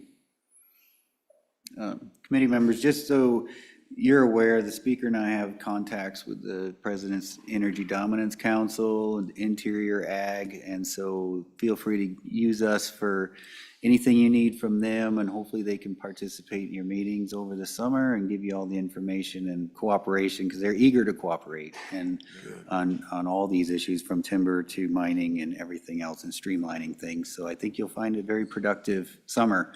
Work them as hard as you can, and good luck to you, gentlemen. Thank you for taking this up. All right. Thank you, Mr. Chairman.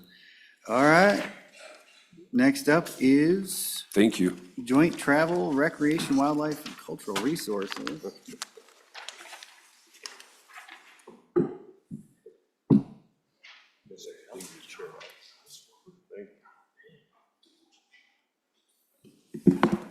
Co-Chairman Landon, Chairman Byron, good to see you both. Thank you, Welcome to Mr. Management Chairman. It's Council, good to see Chairman. everybody. Long time no see. Yes, sir.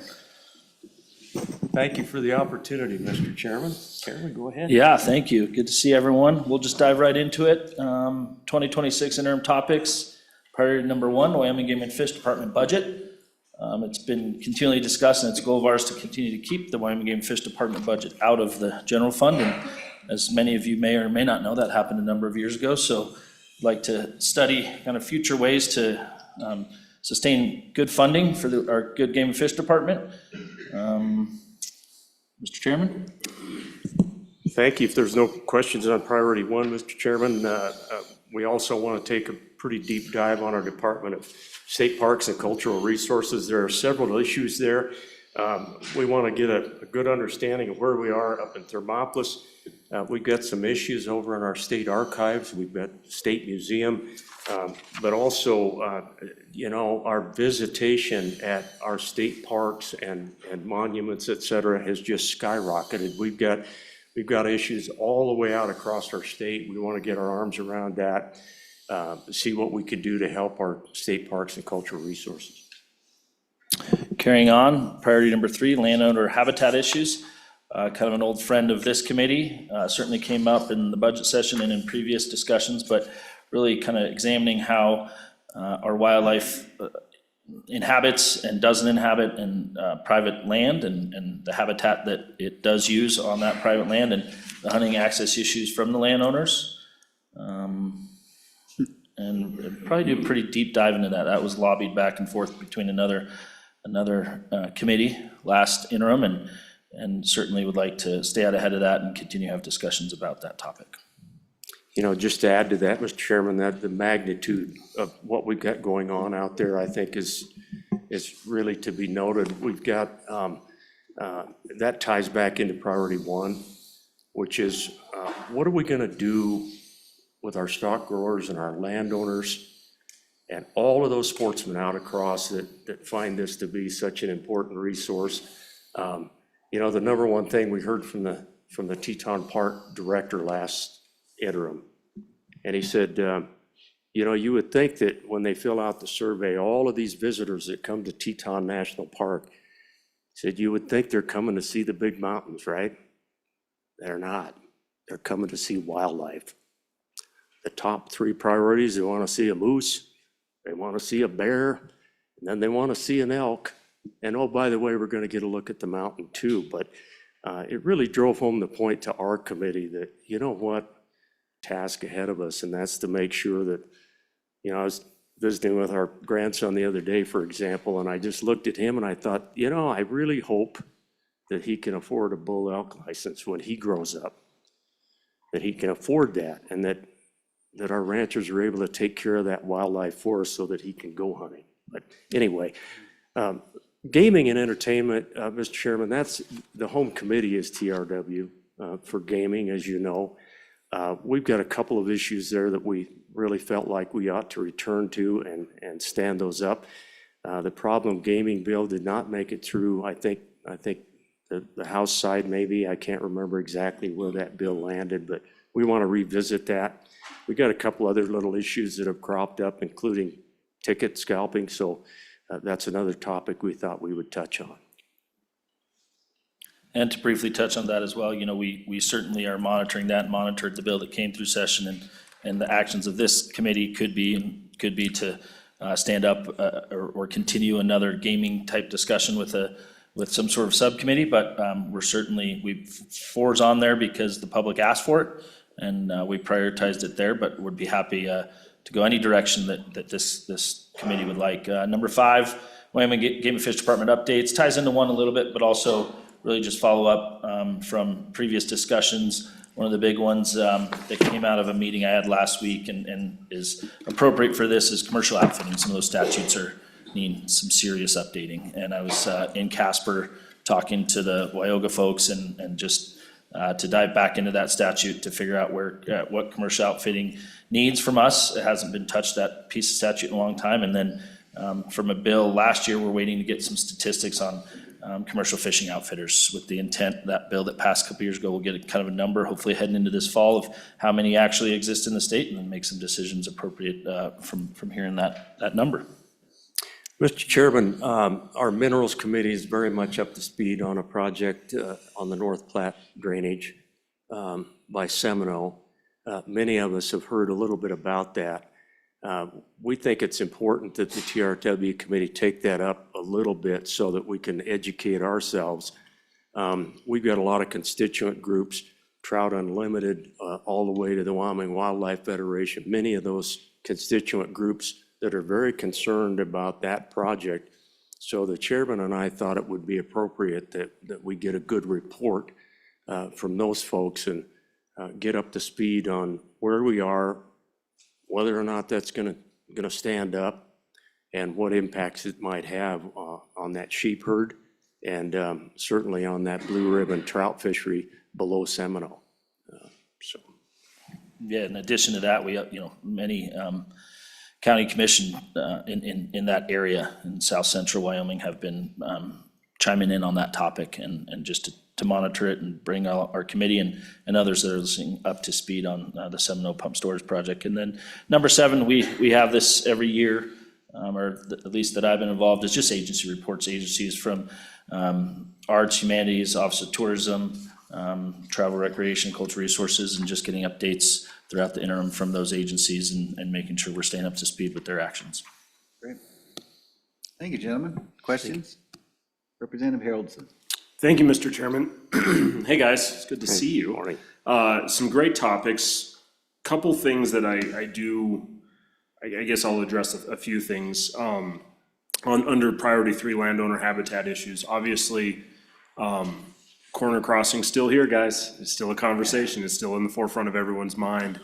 I think one of the biggest concerns that I had this last year as we had this corner crossing conversation is, at the end of the day, you always are gonna find those sticking points, or those, and I don't wanna use the word bad actors, because that's I think we have a negative connotation to that, but just, there's gonna be landowners that are going to create problems with this, and there's gonna be sportsmen that create problems with this, and I think the solution has to be an identifying of what corner is, like where that corner is. And so, as you're talking about the habitat issues, landowner, I think this has to go into that conversation, because we have a court case that's opened a door that now needs to be addressed. And if it isn't addressed, I mean, I've got landowners in my community that are getting walked on, no pun intended.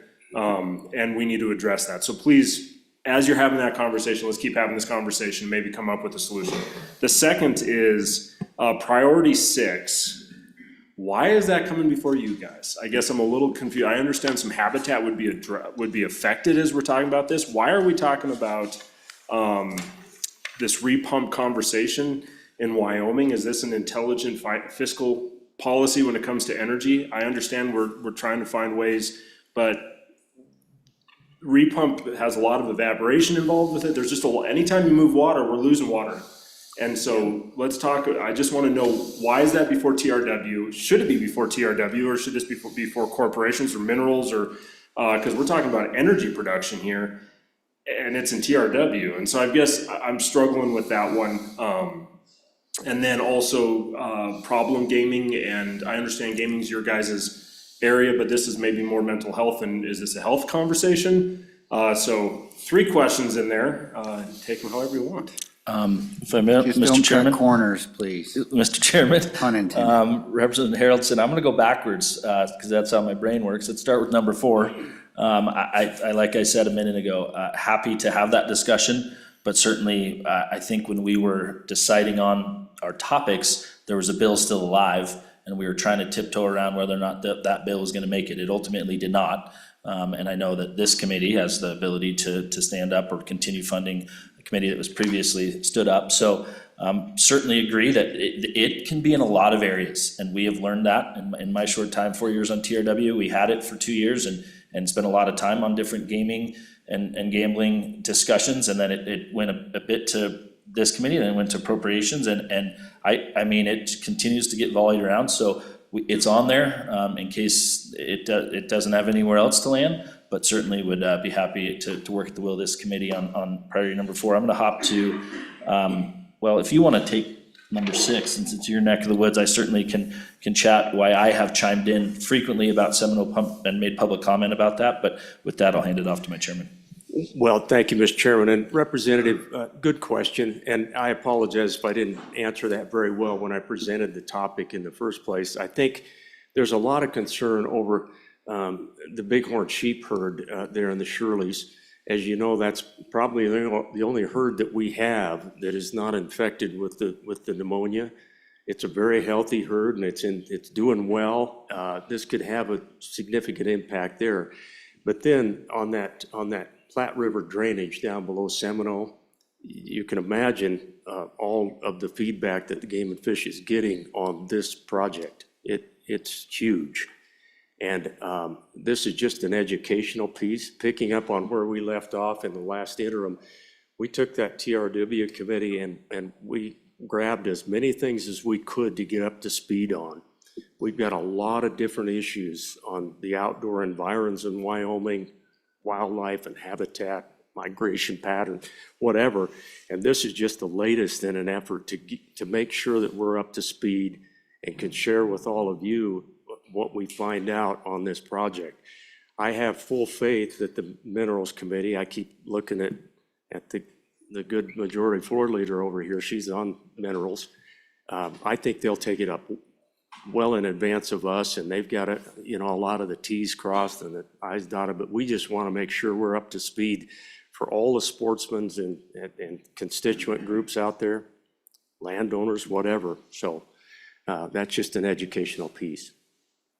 Mr. Chairman, Representative Harrelson, I'd be remiss not to expand a little bit on my comment, and the threat that we saw through the interim and something that I tracked last summer was the potential increase in water temp below this project, and we haven't quite gotten the answers I guess I would want, and sensitive to me from a fishing perspective, we have one of, if not the best trout fisheries below that project. And if we, as some of us know with what we're seeing this past, the last few weeks and some of the temps we're having, fish are very sensitive to warm water, especially our cold water fish, our trout. So that's why I think it's really, although I do think, just like many topics have been discussed this morning, could land in different committees, but it's important to me that we talk to state agencies, specifically Game and Fish, who were chiming in on this project and not necessarily feeling like they were heard. And me as a sportsman and a fisherman, I think that has been a grave concern of mine on how it affects downwater temperature, downwater flow, and just trying to get some answers, which have been hard to get. And then I'll hop to your first question, Representative Harrelson, which was the corner crossing. Certainly at the end of that bill, many parties were crossed in it. And I think that got very interesting the last few days. And do I think we had it right? Obviously, the body voted to not proceed with that bill on the other side, but you're right, it is not going away. We heard from surveyors during testimony, and I think it's interesting, we heard a lot of positive testimony on that bill, especially from surveyors, but the amount of monuments that would have to be put in the ground is not something that we have the money to do as a state. So I think that is a broad priority number 3 that could certainly encompass, and it did come up on our priority list. Many of our colleagues that serve on joint TRW did have that specific corner crossing. It did not exactly rise to the top, but we kind of put it all in one big package on priority number 3. So I hope that helps answer Representative Harrelson. So, Mr. Chairman, just one more quick comment. I know you've got a lot to do today. I think what I'd like to do with your question, Representative, is take it up to the 30,000-foot level. I think we've got an opportunity with this TRW committee. We have 60, 70 years of experience on that committee. I think issues like this, corner crossing, landowner permits, habitat in general. I reached out to the head of the stock growers group, and Mr. Magagna indicated that he really wanted to do a deep dive on what this habitat piece means from the rancher's perspective. And I thought, what if we got everybody to the table and we started thinking in a bigger way, kind of like one of the states to the left of us over there by the Pacific Ocean. They kind of beat us to it. I was hoping that this could be the state where we could think big. What about a legacy fund that would not only take care of my grandson that I alluded to a little bit earlier, the fact that I want to keep licenses where he can buy one someday, but also what about the landowners? Why can't we get to a system, get to an endowment fund, for example, that might take care of animal units that each one of those landowners out there are responsible for? Instead of having all of this concern about, well, can I sell a landowner license or not? What if we thought in a bigger way and tried to stand up something bigger? Knowing what the Wildlife Trust Fund does for us, what if we did something bigger that would take care of the Game and Fish Department, for example? Think about this for a minute. We passed the ability for our state workers to earn a better wage this last year. Well, from the Game and Fish Department perspective, what that does to them is it requires the sportsmen to come up with $6 million so that they can provide those raises, because they're not state employees. Well, so we've got to stay on that. And I just wanted to throw that out to the group today to be thinking with us, but maybe we can take the landowner piece, the landowner tags and all of these issues that are kind of out there and put them in a big bucket and raise the level a little bit. Who knows? Maybe we can try that. Well, if there's anybody that can do it, it's you, gentlemen, and Well, thank you. Your committee is a good one. So anybody have anything else? Senator Nethercott. Mr. Chairman, thank you. Concerning the Minerals Committee and the Summit O project, I mean, I think this is a prime example of how one particular topic can touch on multiple committees. You know, understanding how a project impacts wildlife is certainly important to the Minerals Committee, but not our primary focus. Right.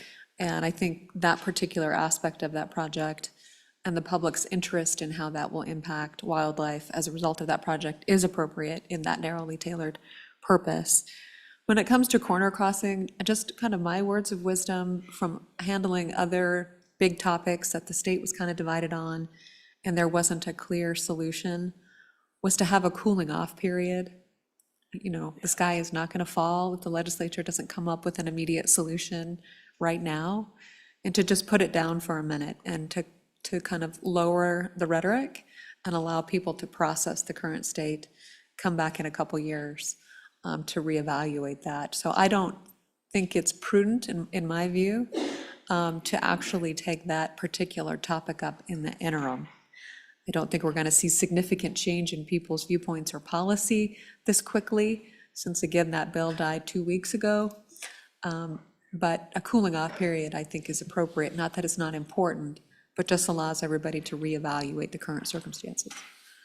Mr. Chairman, we appreciate the advice of the senator, and I tend to agree with that.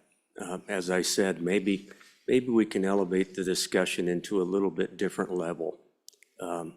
See what we can maybe bring back to everyone with respect to our landowners and our sportsman groups.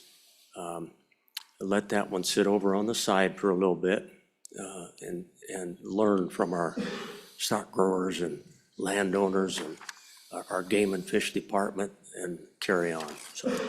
And Mr. Chairman, if I may, Senator, that is certainly what we heard at the end of that discussion a few weeks ago, as it slowly went away. Many parties testifying were saying, give it a cooling off period, and let's see how it plays out with respect to the folks that are dealing with some of it right now, as Representative Haroldson said. But yeah, let it cool off and keep it on our radar. But maybe let's see how it plays out for a few years before we dive back into it. Great.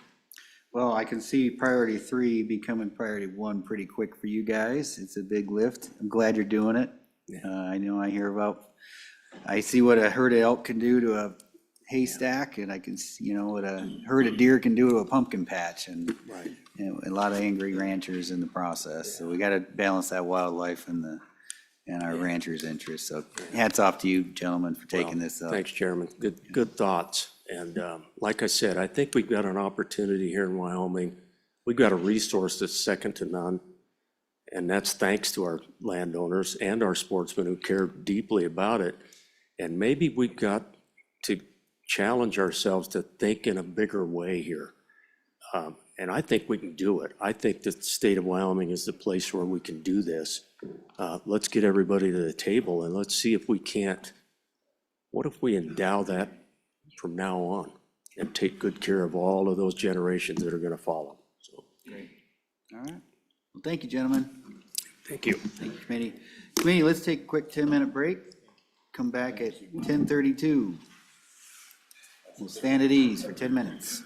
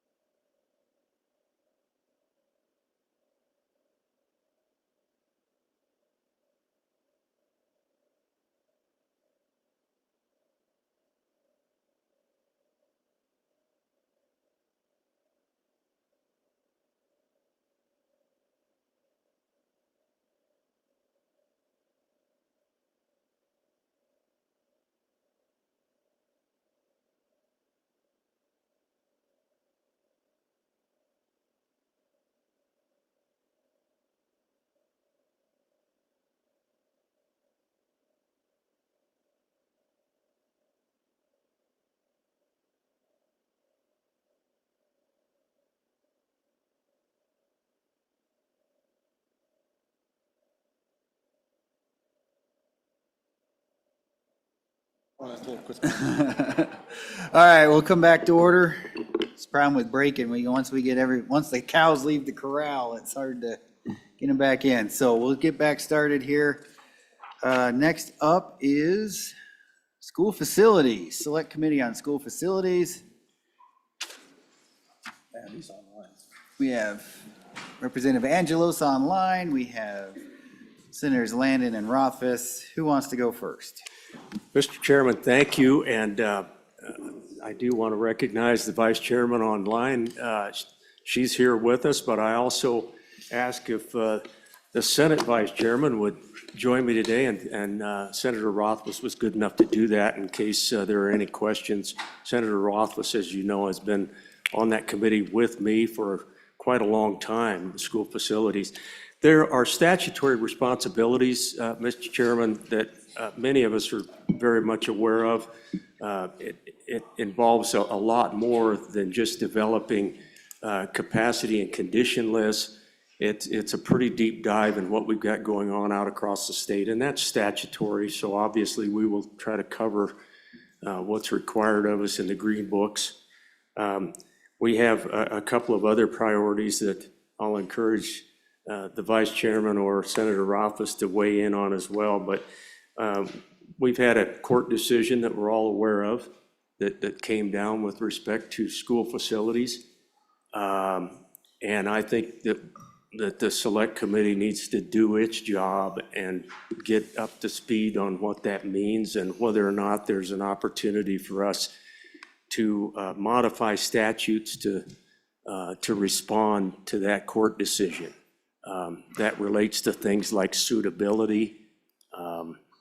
And then finally, on one of the things that has kind of heightened our awareness is we've worked a lot these last handful of years on homeschooling, charter schools, and I think it's important that this Select Committee on Priority 3 takes a really good look at what are the impacts on the facilities with respect to what we're doing, charter schools. If those students are staying at home, you might remember we had a bill this year that said regardless of whether they're homeschooled or not, they get to come to the facilities anytime they want. Well, we need to get arms around are we taking good care of our ability to maintain those buildings, help the districts to maintain them. So that's what that priority is all about. Mr. Chairman, I'm going really quickly. And then priority 4 is just infrastructure needs, and I'd be happy to turn the mic over to the Vice Chairman if she's got anything to add on those priorities, or Senator Rothfuss. Representative Angelos, Vice Chairman. Thank you, Mr. Chairman. So I am going to touch specifically on priority number 3. We are seeing homeschool and our charter schools, but we're also seeing a decline in our birth rate. So, we had a 2.8% decrease in enrollment in our kindergartners this year, and that's on a trend. So I would like to we do need to look at how are we going to take care of these facilities when our enrollment is decreasing, specifically because our birth rates are decreasing.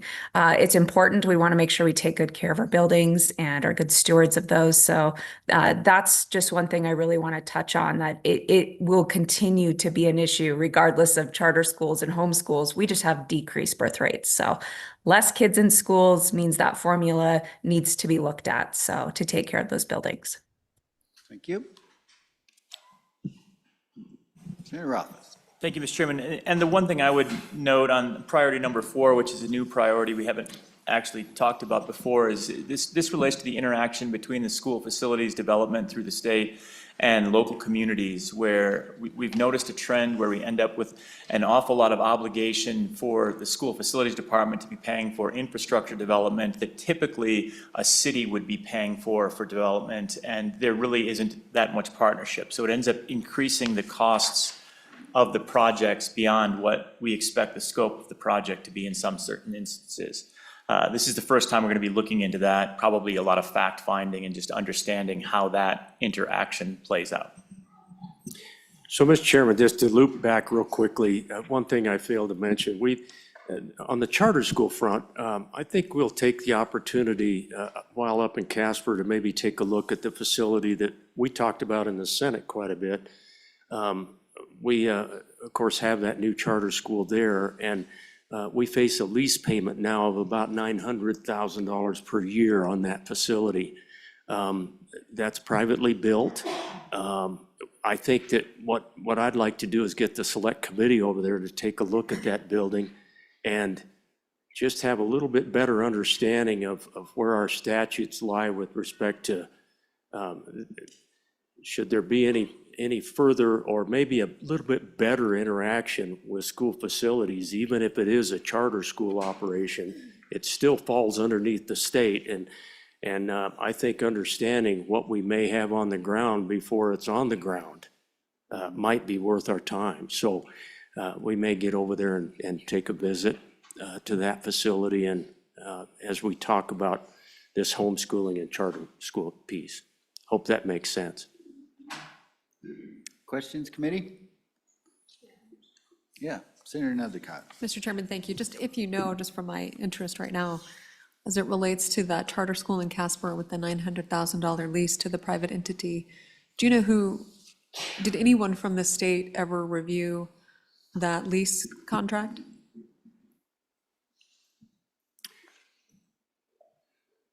That's a great question, Mr. Chairman, and I don't know the answer to that, Senator.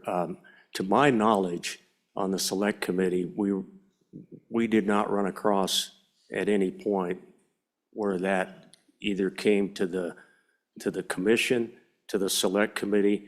It may have run across the desk in the state construction office. I'm not certain of that, but I do want to come to an understanding. I want to find out because, yeah, go ahead, Senator. To add on to that, I would expect it to have been just reviewed for the dollar amounts by the state construction department because they have to approve the cost, that the cost is appropriate for the community. That's pursuant to statute, but the rest of the contract would be really outside of their purview. They have very limited oversight of that process. So that would be my expectation, but I don't know it for certain. Further questions? Thank you, committee. Yep, thank you, Mr. Chairman, appreciate it. Good luck to you. All right, committee, I will ask you if we could possibly move select blockchain up because Senator Rothfuss needs to get back over the hill to teach a class. So absent objection, could we have the select committee on blockchain come up and present real quick? So gentlemen, thank you. Proceed. Thank you, Mr. President. Mr. Chairman, for the interim topics, the priority number 1 is going to be state engagement with technology. This is effectively working with state agencies and the state government as well as municipalities and cities to allow them to integrate with a lot of the technologies that we've been moving forward. Things such as digital ledger filing systems, cryptographic signatures, modernization of registered agent statutes, some of the topics that we've been discussing, and just trying to make sure that we're meeting the state's needs in integrating these advanced and emerging technologies. Priority number 2 is working with the Wyoming stable token and digital asset development. As everyone is hopefully aware, we have brought our Frontier stable token live, and now we need to be able to use it as a state and integrate it into workflow. There's a lot of interest in being able to pay taxes with it, for example, being able to pay your bills. We know, as a great example, our county treasurer over in Converse County is very excited to be able to accept payments using Frontier, but statutorily he's unable to. There are some provisions in statute that preclude him from doing that. So a top priority really for us is that priority number 2 of ensuring that Frontier can be integrated into the workflow of the state.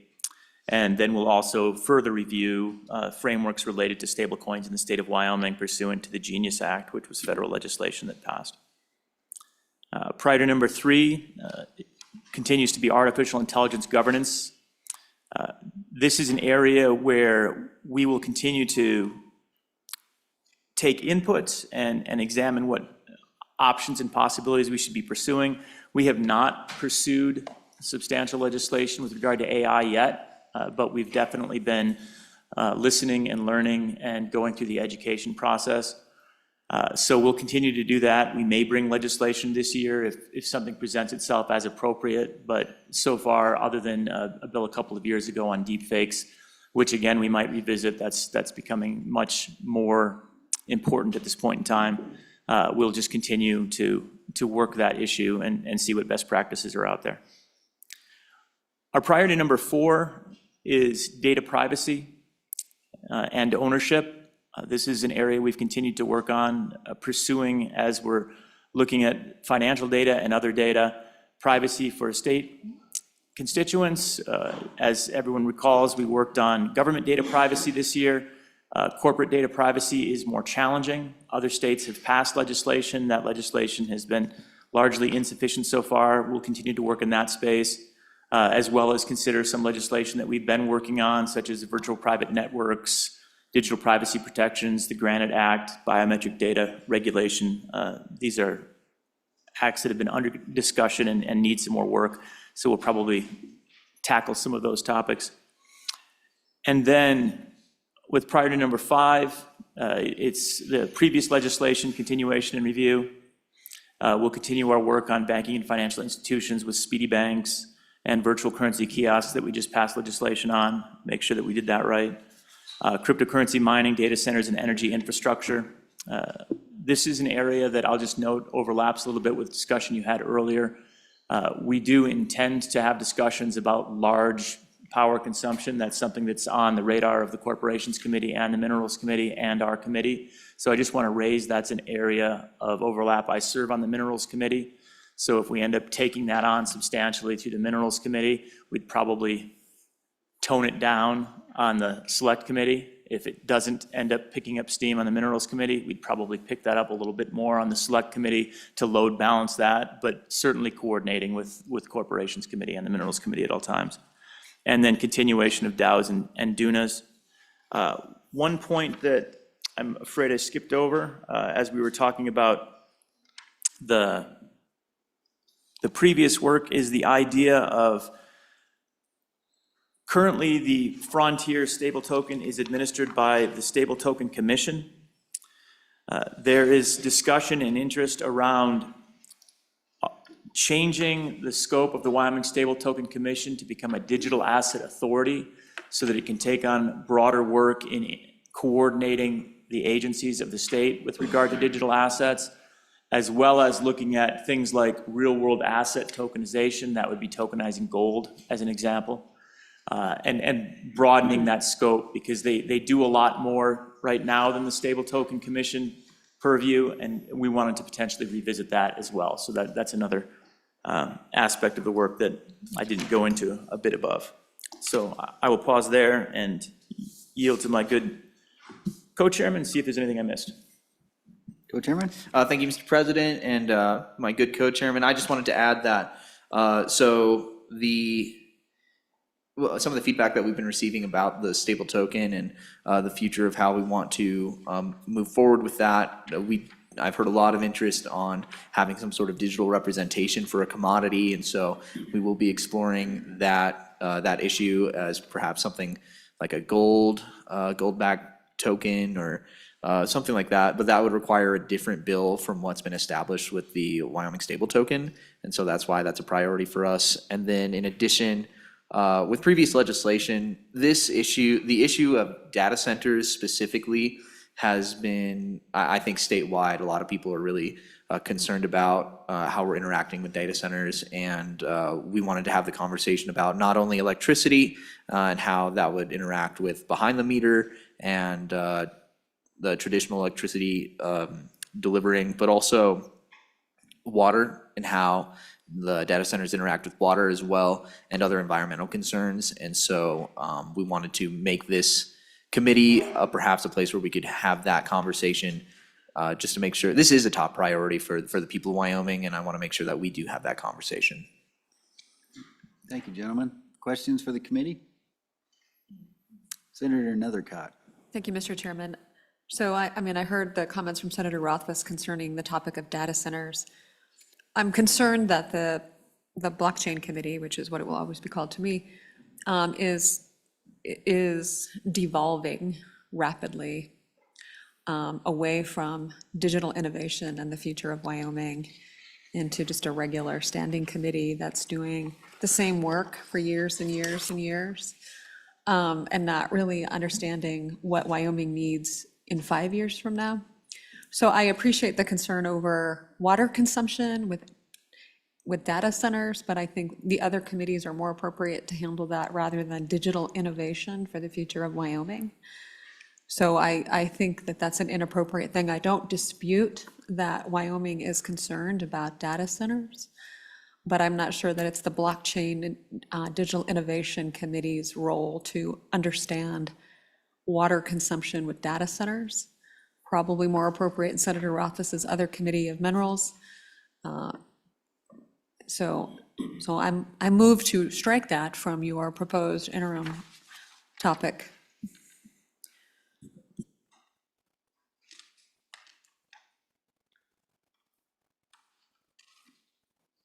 Seconded by Crago. So are you striking a whole priority, Senator Nethercott, or just a portion of a priority? I'm guessing on priority 3, are you? Well, Mr. Chairman, I think that's a great question, if I may, just jump in here. It's a very specific topic that both chairmen talked about, but it's not really identified in your letter. So maybe that's something that's just been developed since your letter was submitted. But I do think for the public's understanding of what's going to be addressed or evaluated, whether or not the blockchain committee is going to be having public meetings on data centers. Senator Rothfuss, you want to clarify? Yeah, thank you, Mr. Chairman. Mr. Chairman, on page 2, priority 5, cryptocurrency mining, data centers, and energy infrastructure, that's where data centers comes up, and the water aspect of it really would just fall under related regulatory and infrastructure considerations. So that was given as an example by my co-chairman, but not necessarily called out. And if there is a desire not to have us look at water, which is perfectly reasonable, and yes, we have plenty of committees looking at water, I think that is reasonable. We did have, folks from the large data center community, advocates for the community, have actually asked us as a committee to take it on because we're an effective committee at technology.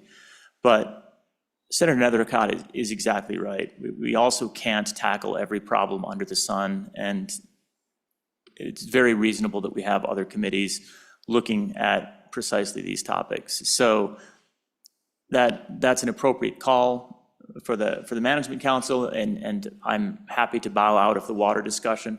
The power discussion is probably more specifically salient to what we're trying to accomplish, and it does relate to data centers. We've been working on that for quite a few years, trying to get to the point where large power loads can be accessible in the market in a way that they currently aren't. That would be an area that I think it's appropriate for us to continue. But again, if the Minerals Committee picks that up and runs with that, I don't see why we need 2 committees running at the same time with it. So one committee running with large power loads, I think, is important for the state, at least one, but probably not more than one. Okay. We have a motion on the table. Further discussion on the motion? Seeing none, all those in favor say aye. Aye. Those opposed, no. That motion carries. Further motions or discussion from the committee? Questions for the members? All right, thank you very much, and best wishes to you in your endeavors this summer. Thank you so much, and thank you for allowing us to go early. Appreciate it. You bet. Okay, we'll hop back on the agenda as presented. Looks like our educators are up. Joint Education Committee, welcome to Management Council. Thank you, Mr. Chairman. Happy to be here. Let's talk education, shall we? Let's do it. My good co-chairman and I are going to split up the topics. I'm going to take the first 3. He's going to back clean up for us. So our number 1 priority is we're going to take a look at the educational basket of goods. We're going to spend quite a bit of time on it. It hasn't really been looked at for a long time. It actually goes through the State Board of Education. There's actually 10 content standards. There were 10. They've added one more, which is computer education. So we're going to take a look at those and see whether or not, particularly the life skills part, which is one of the Common Core skills that's within that, and find out if really we're doing enough to get our kids ready for post-high school. And so we'll look at that, and then also we're going to take a look at our YTOP test, the statewide assessment, and say, is it accurately measuring what's in that basket of goods? And then we also want to take a look at, some of you may have heard that our test scores are pretty good, fourth grade level with reading, math, and then we have a bit of a drop between fourth grade and eighth grade. And we want to take a look at that, see what's happening, and see if we can figure it out. And we think if we put that in this first topic, we can maybe get an idea of what's going on and stop that. And then we'll also take a look at the gifted and talented programs across the state. Each district is required to have those. We want to just find out if every district is doing something and whether or not it's consistent, whether they're efficient, whether they're effective, and those kinds of things. So that's priority number one. We're going to spend quite a bit of time on that. Priority number two is the dual and concurrent enrollment programs. We're going to take a look at whether or not our colleges and the University of Wyoming are getting kids ready again for post-secondary education and offering the kinds of classes through dual enrollment, concurrent enrollment, that'll kind of get them ready for the workforce. So as you can understand, we're probably doing quite a bit with workforce because we understand that we want to keep our kids in our state. And so what I found out, I talked to a couple of the BOCES programs, and it looks to me like some of them are capping their students. They're only allowing so many to enroll in those. And possibly it could be the funding issue. We obviously put that in the budget as a budget amendment, so we hope that will help out. But we want to take a look at the courses, see what they're offering, see why some districts can offer more, and whether or not some districts, maybe the student might be able to get 6 hours versus another student get 10 or 12 hours. So we want to find out what the issues are, and I know part of it could be because of some districts have BOCES attached and some do not. So I think that's going to be kind of an interesting topic there. And then obviously, the third one is virtual education. Heard a lot this year from folks that there's some issues with ADM, with how some districts offer virtual within their school districts. There's some districts that have it separate, but they're actually added into their ADM, and there's just a lot of questions there, and we don't have the answers. And so we want to find out a little bit more about virtual and find out if we're funding it correctly, if we're assessing it correctly, and anything else that we can find out about virtual education. So those are the three topics I'm covering. Mr. Co-Chair. Co-Chairman Andrew, how are you? Thank you. Thank you. Good. All right. For our fourth topic, this one came out of a lot of discussion over the past couple of years about how our governance at the state level works with education. We have the Department of Education, we have the State Board, and we have the licensing board.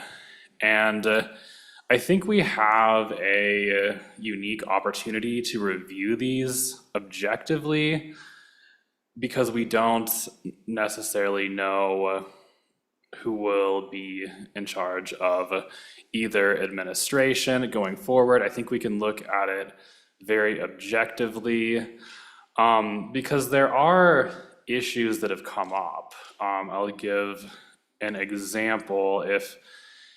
If a parent feels like the local district, the school is not handling their complaint well and they want to bring it to the state level, currently who would handle that is the licensing board. And there really isn't the staff to be able to handle all of those complaints that might come in. I think there's just a lot to learn for the committee on how all of these entities work together. And I'm not sure whether or not we will come up with legislation. I think if we do, it'll probably be minor tweaks to the system, but I think there's a lot to review. With priority number 5, artificial intelligence and education, this is more of an educational topic for the committee itself. The Department of Education has been doing a lot of work on this, trying to understand how AI is affecting our schools, our students, and our teachers. And the purpose of this topic is for them to present their reports on this and take public testimony as well.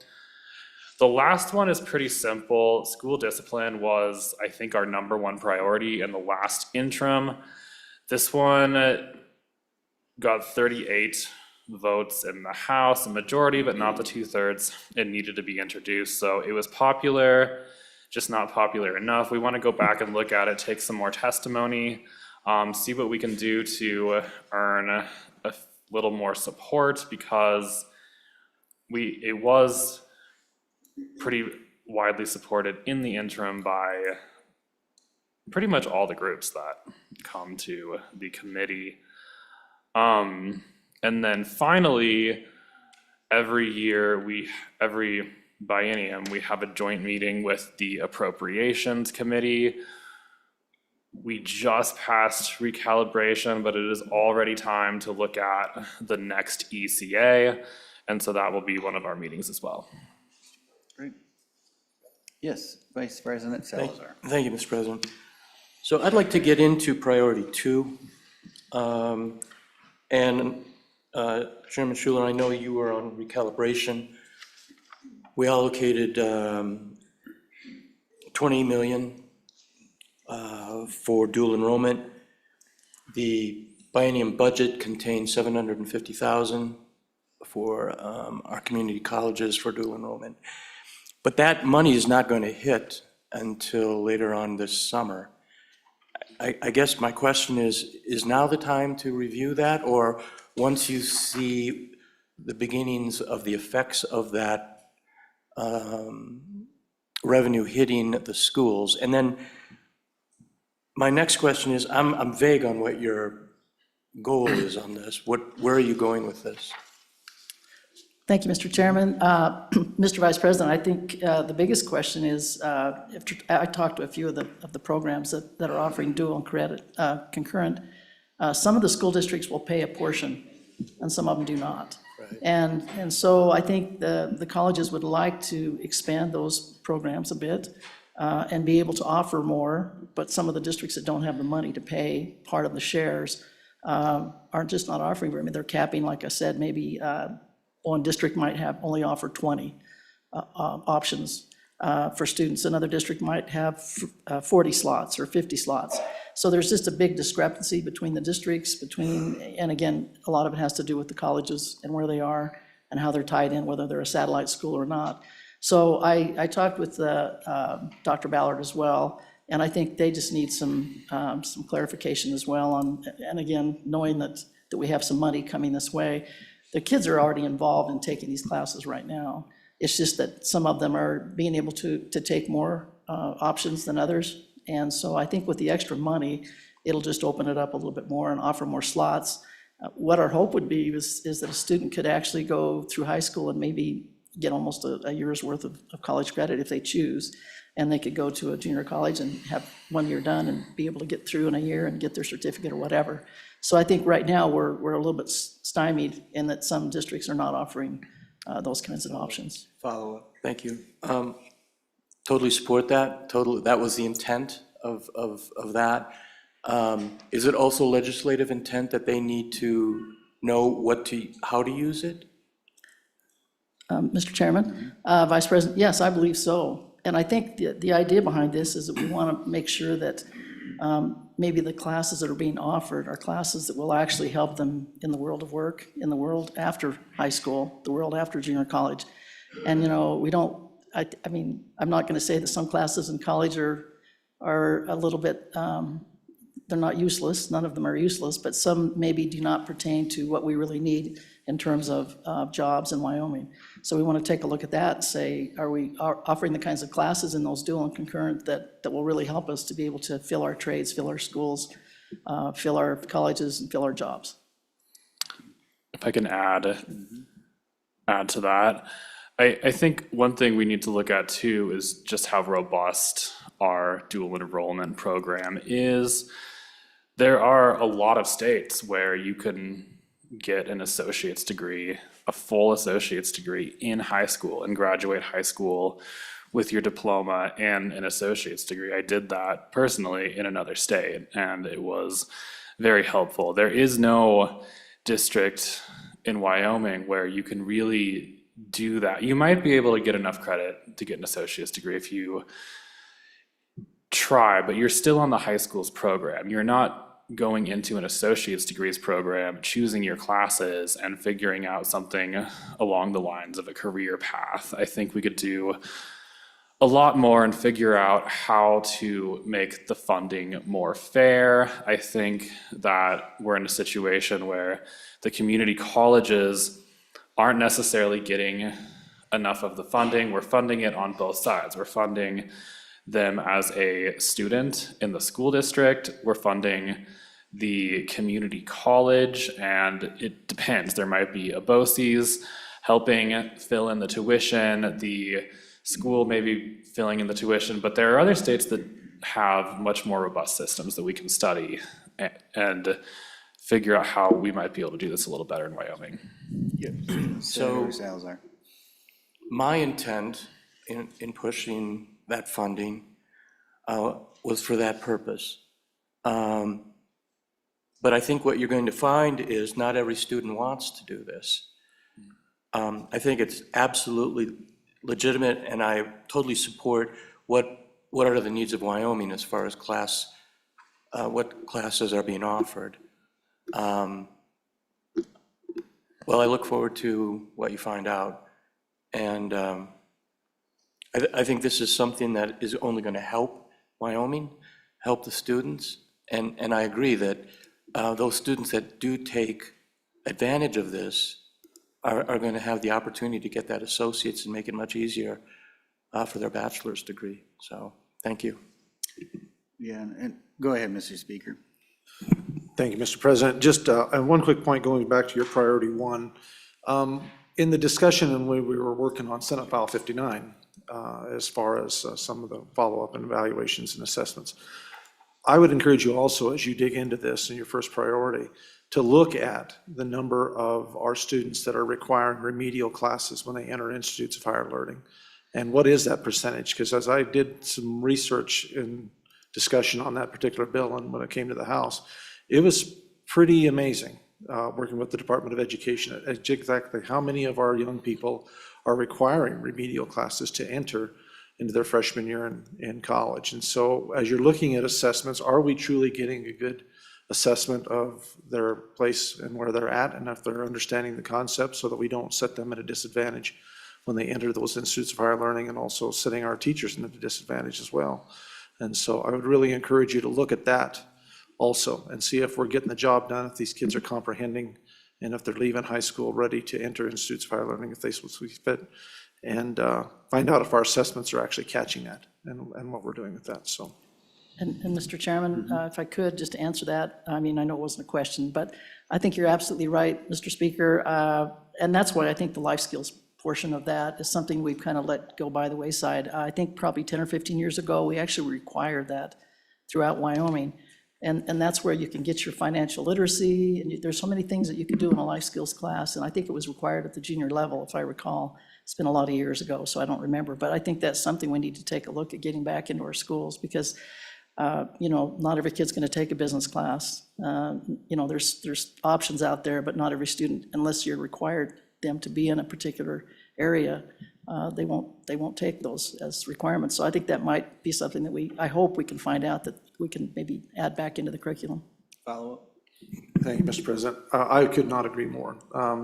Back in the Ice Age when I graduated, a bunch of ranch guys were taking home ec because we needed to learn how to sew, and we need to learn how to cook and to clean up after ourselves, and a lot of those soft skills and things that are very important as we move ahead. It was not unusual at all for home ec to be one of the biggest classes, and it was very useful, you know, and so I can see the value in that. And as I've talked and discussed with different stakeholders, they are really searching for soft skills. Young people that are actually able to interact and to have some of those soft skills that we're losing, and you'd think they're not that necessary, but they're quite critical to the long-term success of our workforce. And so I appreciate your deep dive into that, and I look forward to a report that's going to be very comprehensive.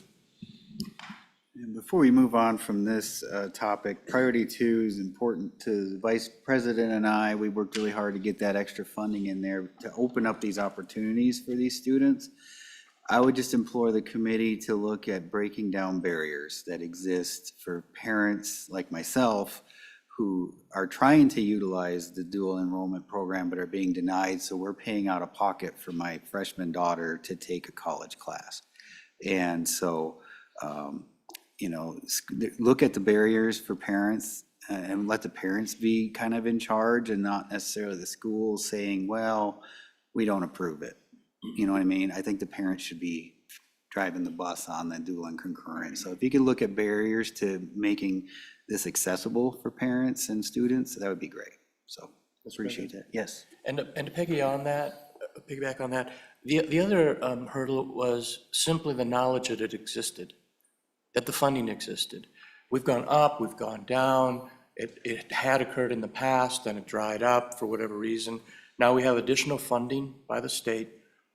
And beyond what schools can use it for, I'd like to see that these schools also advertise that this funding is now available so that their children can take advantage of this, so. And Mr. Chairman, just to follow up on that, I'm already getting lots of questions from school districts and even from students that are saying, I hear you guys are going to give us a little more money, we're going to be able to take more classes, that sort of thing. So the questions are out there, but I don't think we do a really good job of marketing. So that's something we've got to work on. Thank you. Thank you for taking this up. Any further questions for education? Madam Majority Floor Leader. Thank you, Mr. Chairman. Great interim topic letter. I think these are priority topics for Wyoming education. I think you've allocated your time really well. Really excited to see what your initial assessment is on priority 4 for state administrative review. I mean, as Representative Ocean indicated, there's a lot of, sounds like, a bureaucracy and maybe a challenge for parents and teachers and, everybody involved in education for where to go and what resource or what chain of command, for lack of a better term, is available when there is a challenge at the local level. And maybe that will reduce how many bills legislators get to solve maybe local challenges for local schools. But I do think this is a very critical topic, and I look forward to seeing your work on that. So thank you, Mr. Chairman. Thank you. All right. Well, thank you, committee. Best of luck to you this interim, and looking forward to seeing the good work, the Education Committee. Okay, members. Looks like we're up to Select Natural Resources Funding Committee.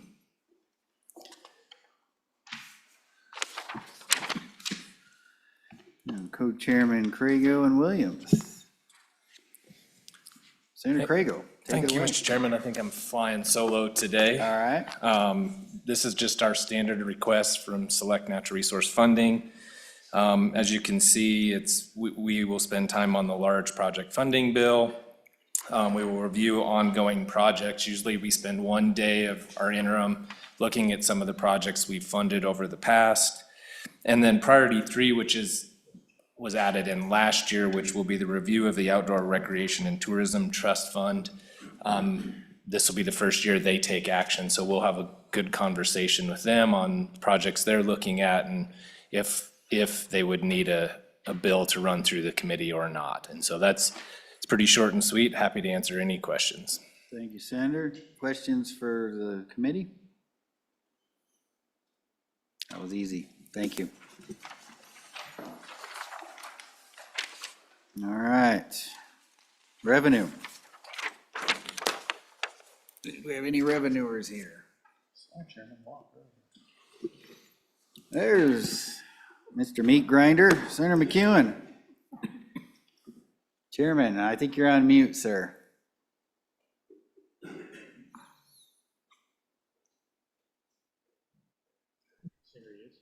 All right. Is that better? That's much better. How are you today? Good. And then we have Co-Chairman Locke is making his way up to the dais here, and we'll get started. Who wants to go first? I will pass the baton. All right.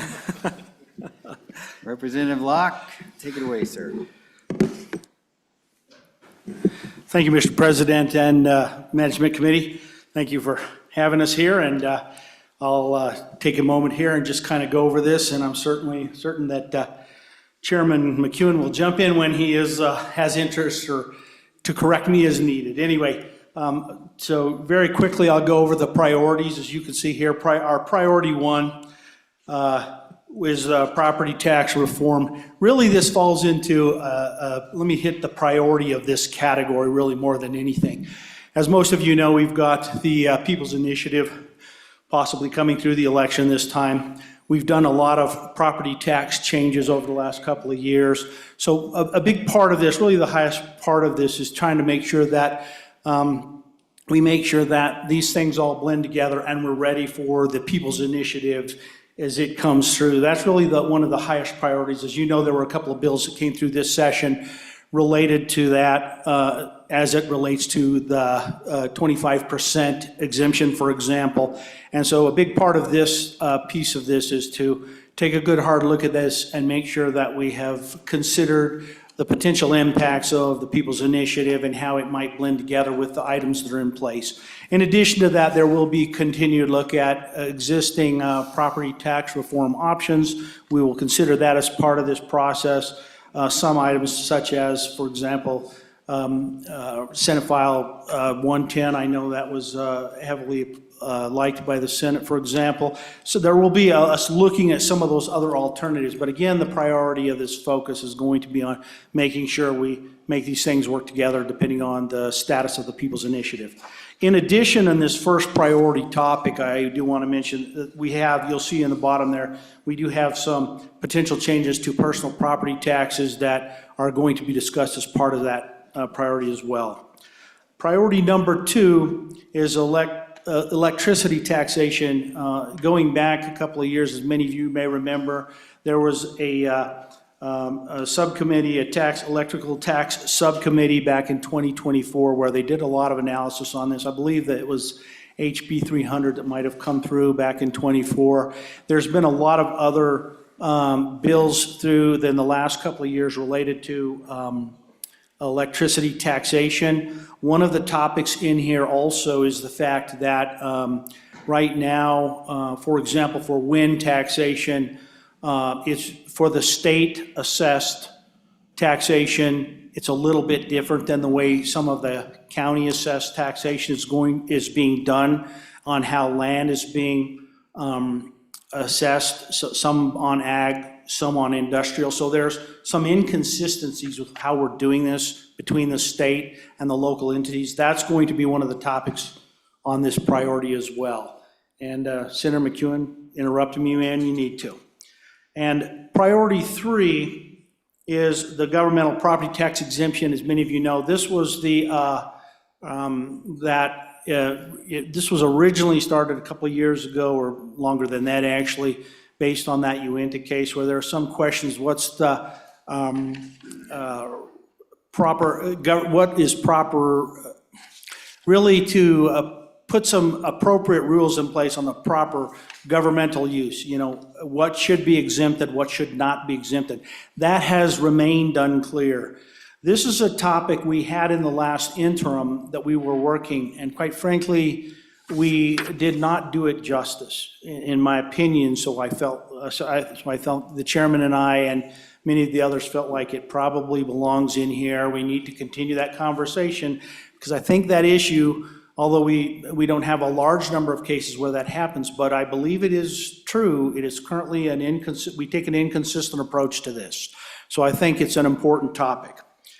And then our final topic, quite honestly, is a group. Now, this was a group of a few different topics. Each one of these is 1 to 2 hour topics. So we kind of lumped a small group of these together.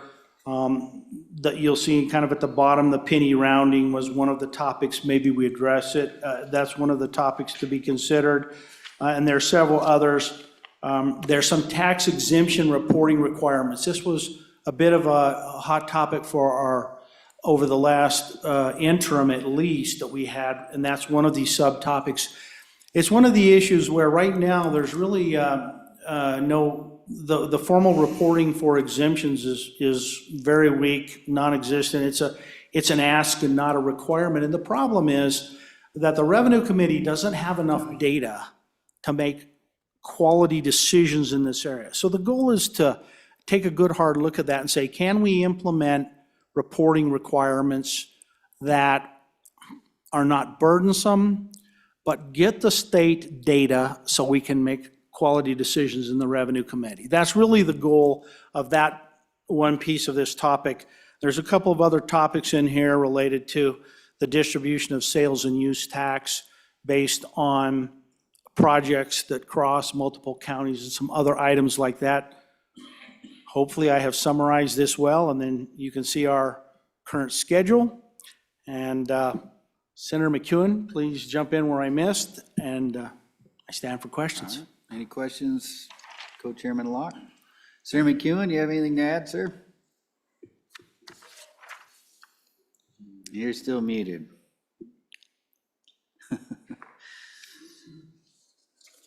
Am I still muted? No, we can hear you now. Okay. I just want to summarize everything that we've done.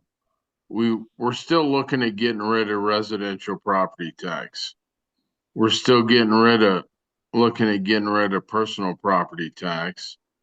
The electricity taxation is not even across the board, and the governmental property tax is a big problem. That's where we're headed, if I have any questions. All right. Questions for the Revenue Committee? Representative Yin. Mr. Chairman, thank you. Lots of thoughts on property tax reform, but I think I will stick to electricity taxation. You know, I never really understood the drive for production tax. I'm curious on why we don't focus on something like a sales tax on electricity rather than a production tax. Thank you, Mr. Chairman, or Mr. President, and thank you, Representative. I think that in fairness, we want to look across the board. We're trying to figure out how to do this most appropriately by getting the electrical taxation in place in such a manner, and if you wrote, I hate to take you back, but let's go back to 2024 and that study.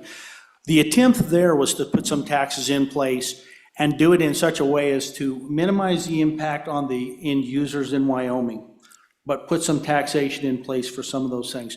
So I think in this case, and Representative, let me say this, that I think this committee, especially in this case, I shouldn't say I think, we are wide open. There's been several recommendations on different ways to tax this, whether it's, you know, in terms of, you'll see in here, actually, you'll see a discussion on a severance tax concept, and you'll see several other taxing concepts. But I think for the most part, what we're trying to look at is are there methods for us to gather these taxes and still not create an impact on the end user? That's where we'd like to focus, but we're certainly wide open to recommendations and thoughts, and I know several have been proposed as part of this piece, so.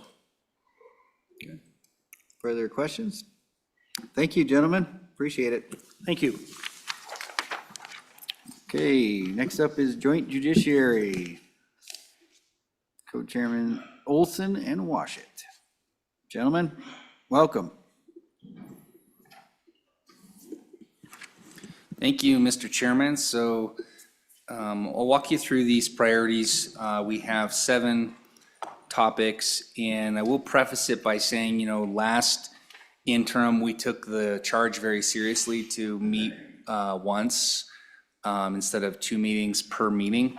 And we only produced 7 bills, which I've been on Judiciary a long time. That's a very minimal amount of bills for the committee. So we did a really good job being judicious, and we're going to continue that process. That's why sometimes Judiciary can have, 10 plus topics.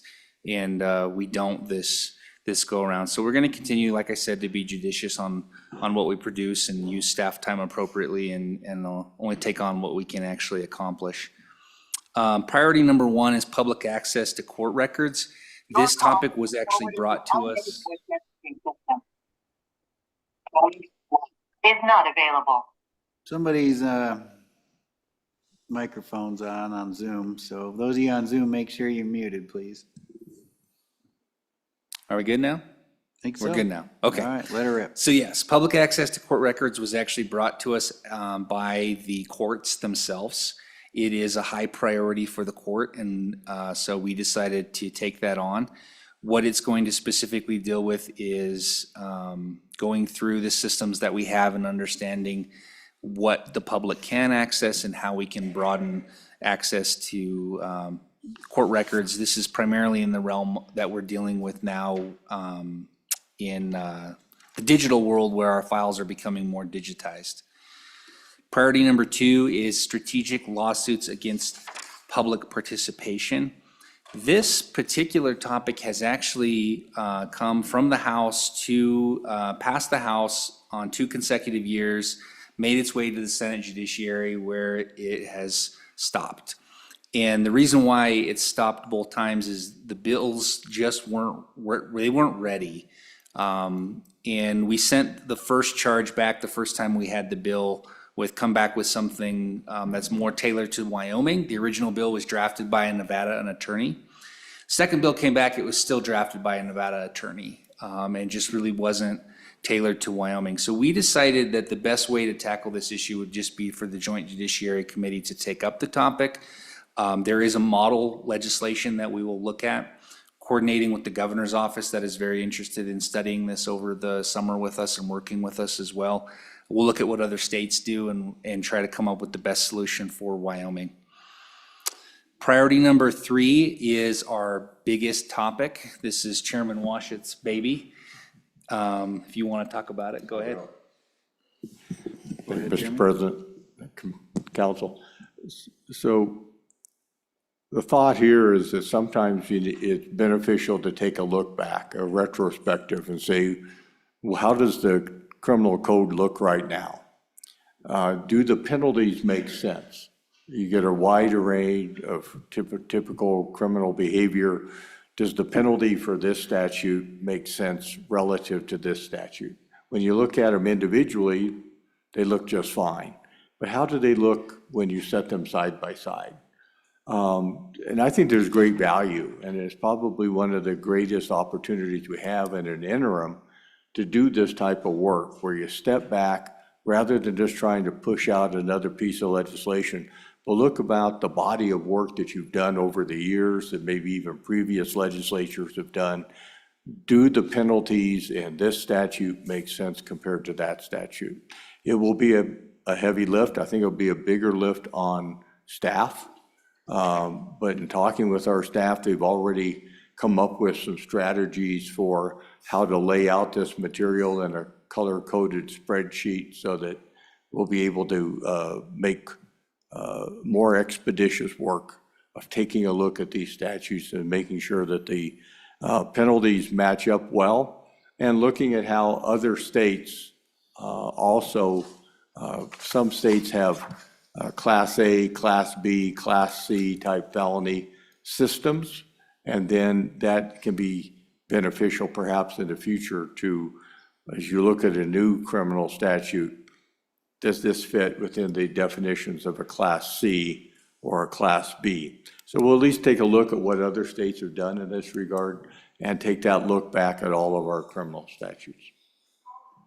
Yeah, and I'll just add, this topic is possibly going to evolve based on that first initial spreadsheet that we get. We'll see exactly how much work it is to take on, and we could look at low-hanging fruit, like just the misdemeanors as an example, where we have 6-month, 9-month, and 1-year misdemeanors, and classifying those or bringing them better into conformity with each other. So maybe we just tackle misdemeanors, maybe we tackle felonies, maybe we tackle the whole thing. That one's just kind of up in the air because it is such a big topic. Priority number 4 is escape from adult community correctional facilities. This was specifically brought to us by the Department of Corrections as a high priority issue. So we will be working with them to develop legislation relative to that. Priority number 5 is traffic and law enforcement issues, and this really includes three primary areas that we want to look at. One is the Blue Envelope Program. That's a program where where law enforcement are specifically trained to deal with people on the spectrum when they pull them over, so they can identify that this person is on the spectrum, and then their line of questioning is a little bit different than it might be otherwise. So it's a really interesting program. We're very interested in pursuing that and seeing how that can fit into Wyoming. We'll also look at vehicular homicide and our DUI laws as well. And then priority number 6 is probate code. This says 2 hours per meeting, but it's probably a lot less. So this is actually a topic that we took on last interim. There's a subcommittee created amongst Wyoming lawyers. It's headed by lawyers Lance Harmon and Scott Meyer. There's judges on the committee. There's practitioners from all over the state. They meet once a month, and they're slowly developing a product of these are the areas that we want you to address in the probate code. They'll be updating us on the process of where they're at in terms of that subcommittee, but we don't actually expect to develop any legislation this interim. This is a big project that's ongoing that will span multiple interims before we're ready and they're ready. So we're just kind of taking them at their pace, that working group. I do serve on the working group as well, just so you understand that there is legislative input on that group. And then priority number 7 is agency reports and court opinions. We pretty much always have this topic in two areas there. The court opinions, our staff have provided us with a list of court opinions that the co-chairman and I are going through to decide if there are any that we want to take up. These are like inconsistencies in law, or where the Supreme Court has ruled or questioned ambiguity in our law and it needs addressed. So we'll look at taking up some of those. And then the agency reports will be our primary agencies, the courts as well. Homeland Security, Department of Corrections, Department of Family Services meeting with us and letting us know if they have anything on their mind that we can address. So we expect to develop some legislation from that. It's always up in the air in terms of what they, how much there is, but we've ranked that as a lower priority so we don't overrun ourselves, because agencies could come up with a lot. So, Mr. Co-Chairman, anything else? I think that was an excellent summary. Just any questions from the council? Yes, we have a couple questions for you. Madam Majority Floor Leader. Thank you, Mr. Chairman. On priority number 3, that may be hard to get your arms around, but I think that exercise by staff will be a useful tool that will be utilized for a long time. What I would encourage you to do is to go outside of just Title VI and do all the green books, particularly game and fish statutes, because that's where things get actually a little inconsistent with the rest of our criminal code. And so I do think that having an entire spreadsheet of all of the crimes and offenses, not just those in Title VI, and those offenses in there, I think it might also be helpful, and since they're doing the exercise and the data's there, to add a column to that spreadsheet on the year that was passed, the crime and the penalty, because I think we'll see a trend that only in recent years have we seen this random penalty assessment based on just people's gut instinct of what that should be, as opposed to looking at our decades of precedent of what the criminal code actually does and how that's becoming, how we've gone rogue on penalties as well. So I would encourage broadening that and reevaluating that based on time. Mr. President, Senator, I agree with that. But it's a matter of time. But certainly when you look at the Controlled Substances Act, you start looking at many of these other areas outside of Title VI, we're going to have some of those conflicts. And so it makes sense, take a look at a broader array than just Title VI. We started with Title VI simply because we weren't sure how much work that might be by itself. But I think you're exactly right that some of the big disparities may show up outside of Title VI. Follow up? Yeah, Mr. Chairman, just priority number 1. This was the topic that I know has been discussed for a long time with the judicial branch and when I was chairman of the number 1 committee.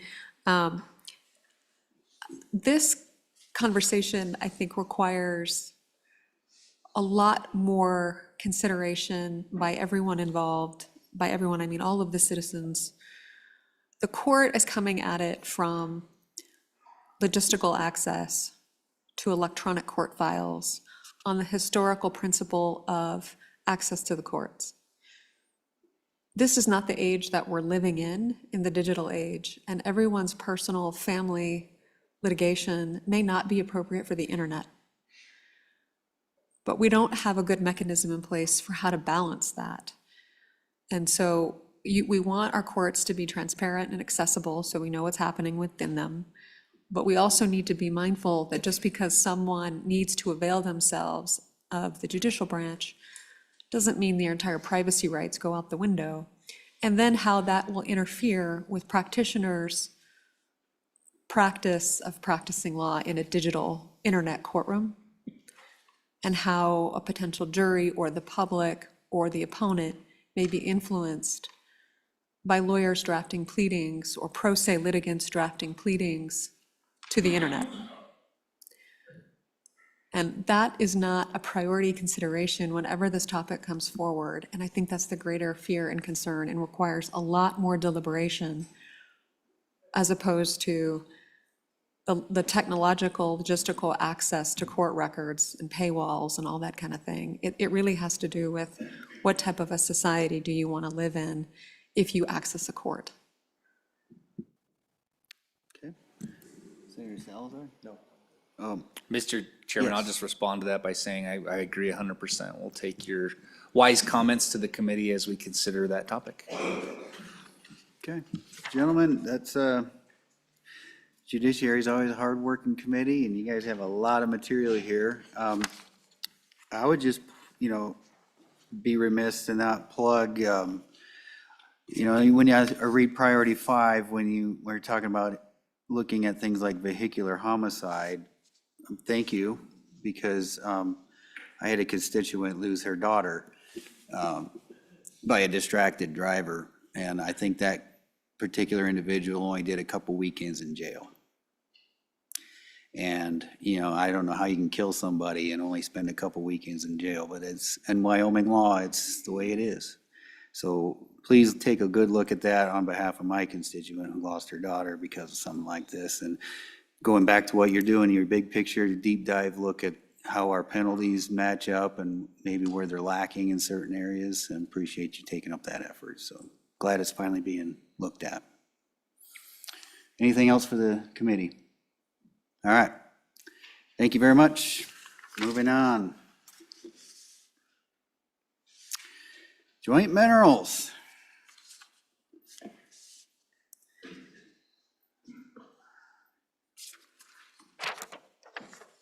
Chairman Anderson, Co-Chairman Heiner.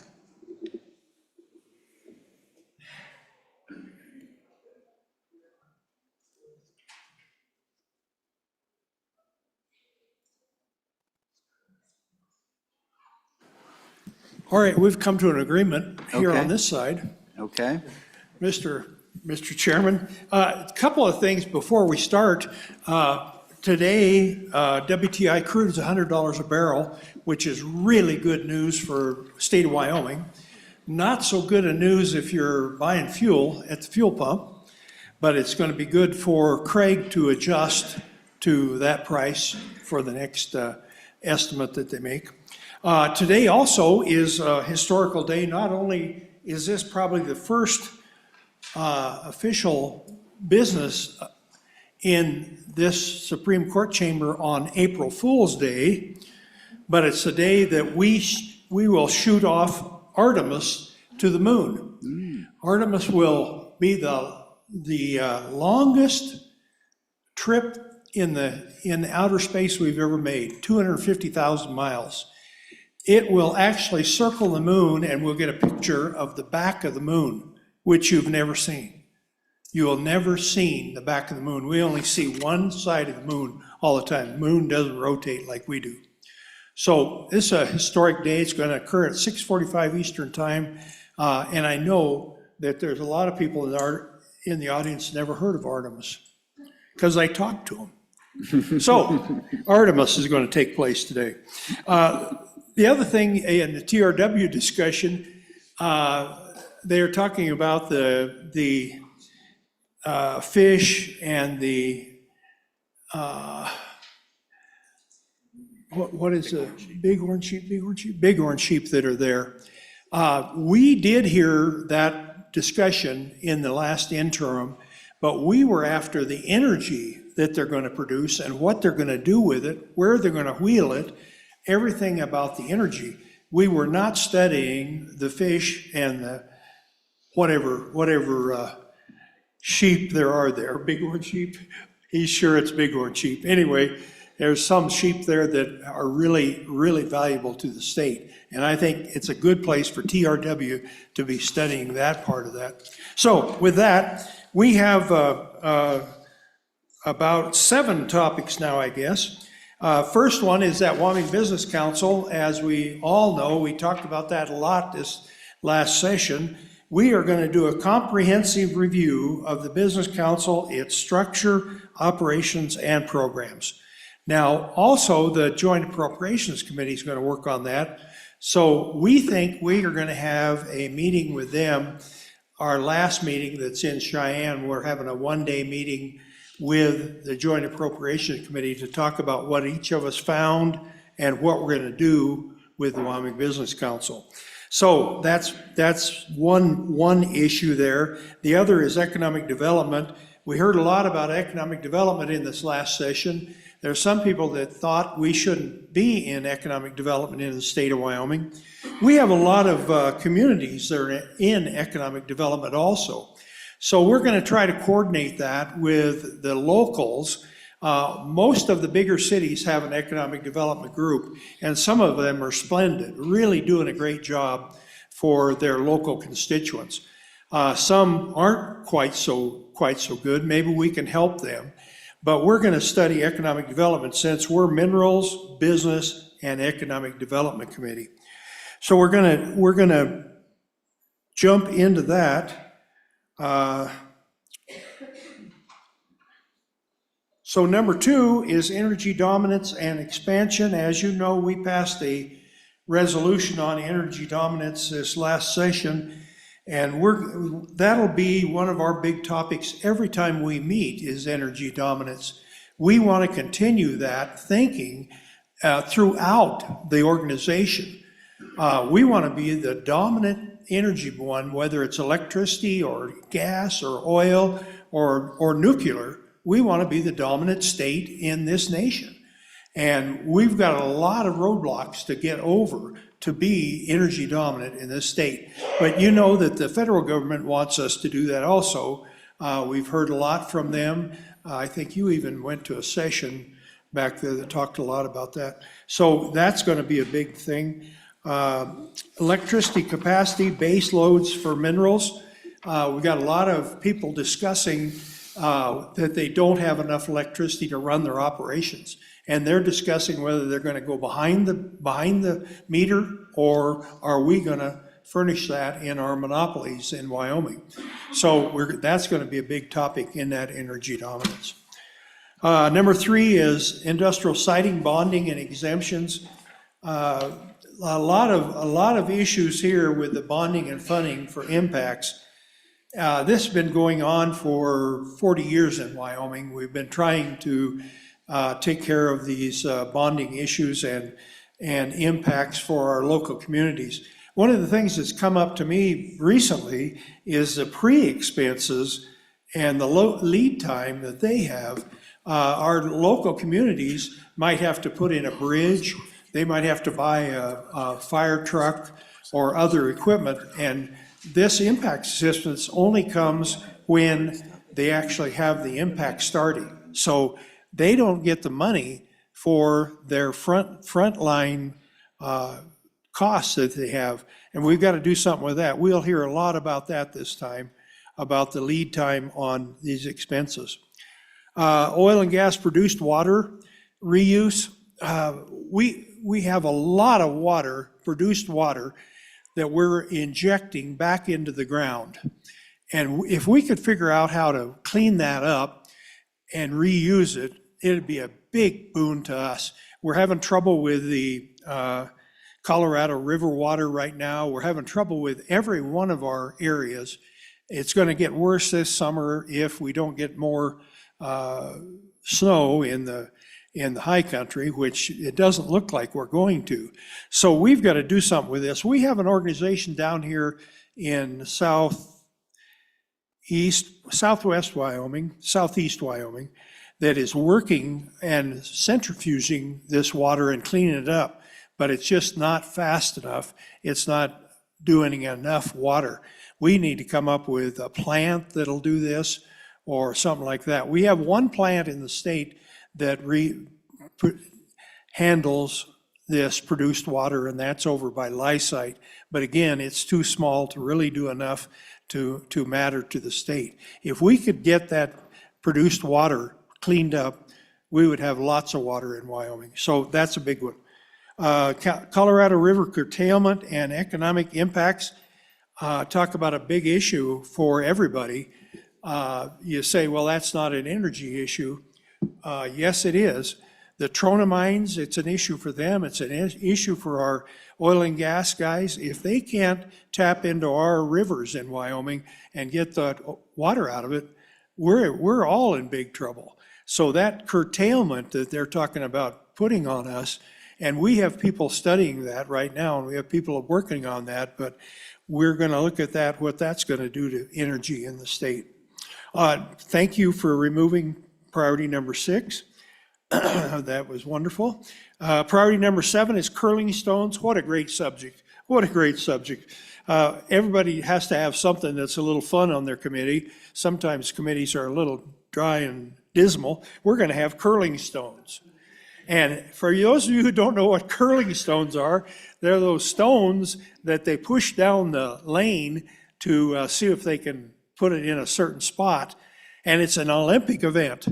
And we had a senator there that isn't here now, I guess, said he really enjoyed watching that. And I commented that he might be in trouble if he enjoys watching that, because it's not a spectator sport. It really isn't. But these curling stones are only from one place in the world, Scotland. Scotland makes all the curling stones that we have, period. They weigh from 38 pounds to 47 pounds, and they're shaped in a certain way, and they have a handle on them. Not a big deal. It could be economic development for us in making that curling stone. The market is about 3,000 a year. Scotland can only produce about 1,500, and they say they're not going to increase. So our market could be about 1,500 stones at anywhere from I've heard from $500 to $10,000 per stone. Now the $10,000 ones, of course, are perfect, and I don't know if we'll start out with perfect, but it'll be a fun thing to hear about. Then, of course, priority number 8 is agency reports, and we have a lot of agency reports that we will hear from all different agencies. You say, you look at that and say, maybe the DOT would hear commercial air. We hear commercial air. We have a report that they give us. So we have a lot of different ones there. We'll just fit those in as we can as we go. Thank you.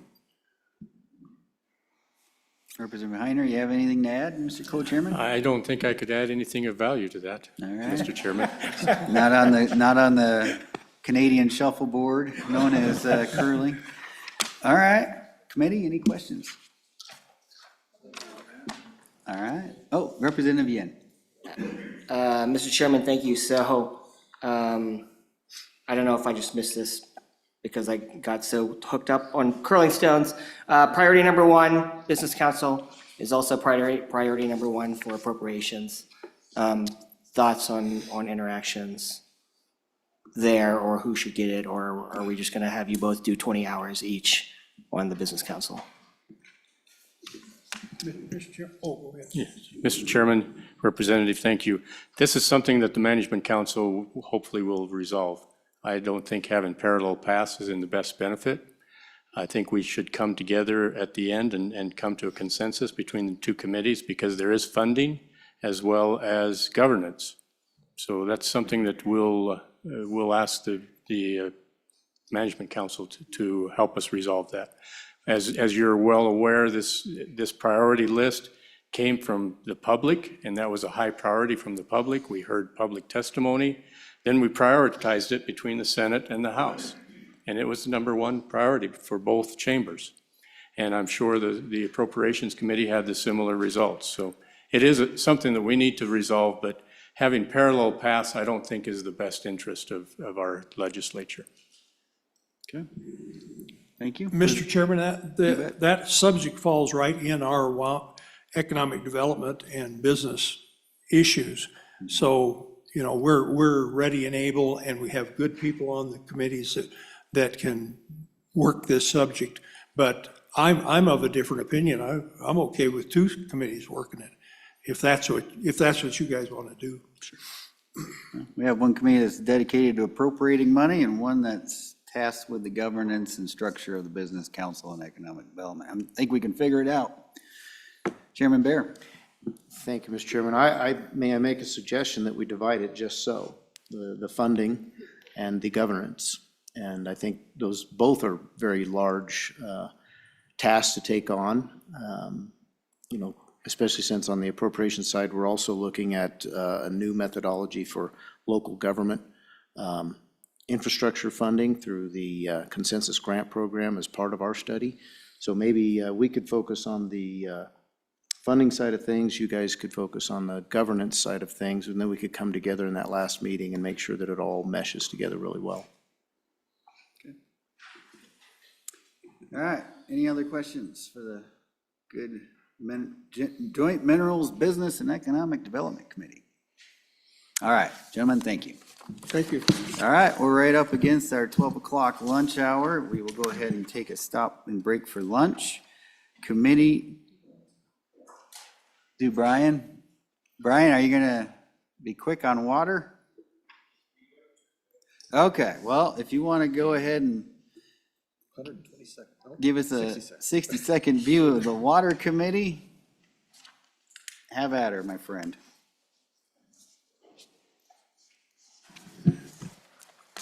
Thank you, Mr. Chairman. Good to see members of Management Council, and we have 6 interim topics for Select Water. As you know, Select Water, it might be good to know, if you don't know, that we meet kind of in tandem with and in coordination with the Wyoming Water Development Commission, and our schedule will reflect that. We have actually 4 days. The last day is a 1 day, but that again is because of our statutory duties to review the work of not only Water Development Department, but work in concert with the Water Development Commission and reviewing and recommending their work. So our first priority is stormwater infrastructure. This is something that came up during the session. It's a growing issue for municipalities, primarily in urban areas, but also it is in some of the smaller communities as well, as they wrestle with how to handle these issues and develop the appropriate infrastructure. So you'll see there that it will include a discussion on stormwater drainage, the fees to implement stormwater infrastructure and stormwater management and urban flood control. And so that one was #1 because of the activity during the session. As you may know, during the last interim, we had a bill that was brought to Select Water on this, but we ultimately decided not to bring it forward as a committee bill, but we still felt it was really important. It should be an interim topic. And then there were some other, I think, personal bills that were brought but did not make it through. So again, it's a very important topic. #2 is cost and administration improvements for water projects. So this would be both small and large projects. The feeling of the committee is that we could probably streamline We can look closer at costs and even the processes in terms of order and what's done in what order and when any funds are expended towards these projects. So we feel like that would be a good thing for our committee to look at as we continue to spend a great deal of state money on these water projects and want to make sure we're administering them in the best possible way. Priority number 3 has to do with the Colorado River impacts of this, the current situation we have expiring. It expires at the end of this year, the compact does. And how is that going to affect Wyoming? And so what you see is that we're going to look at possible agriculture and other water needs in the state of Wyoming and have some discussions about what we know now, what we don't know now, but also, as you know, we're entering a significant drought situation, so this becomes even more important that we do understand the impacts. You heard a minute ago that I think Minerals Committee is looking at it from the industrial side.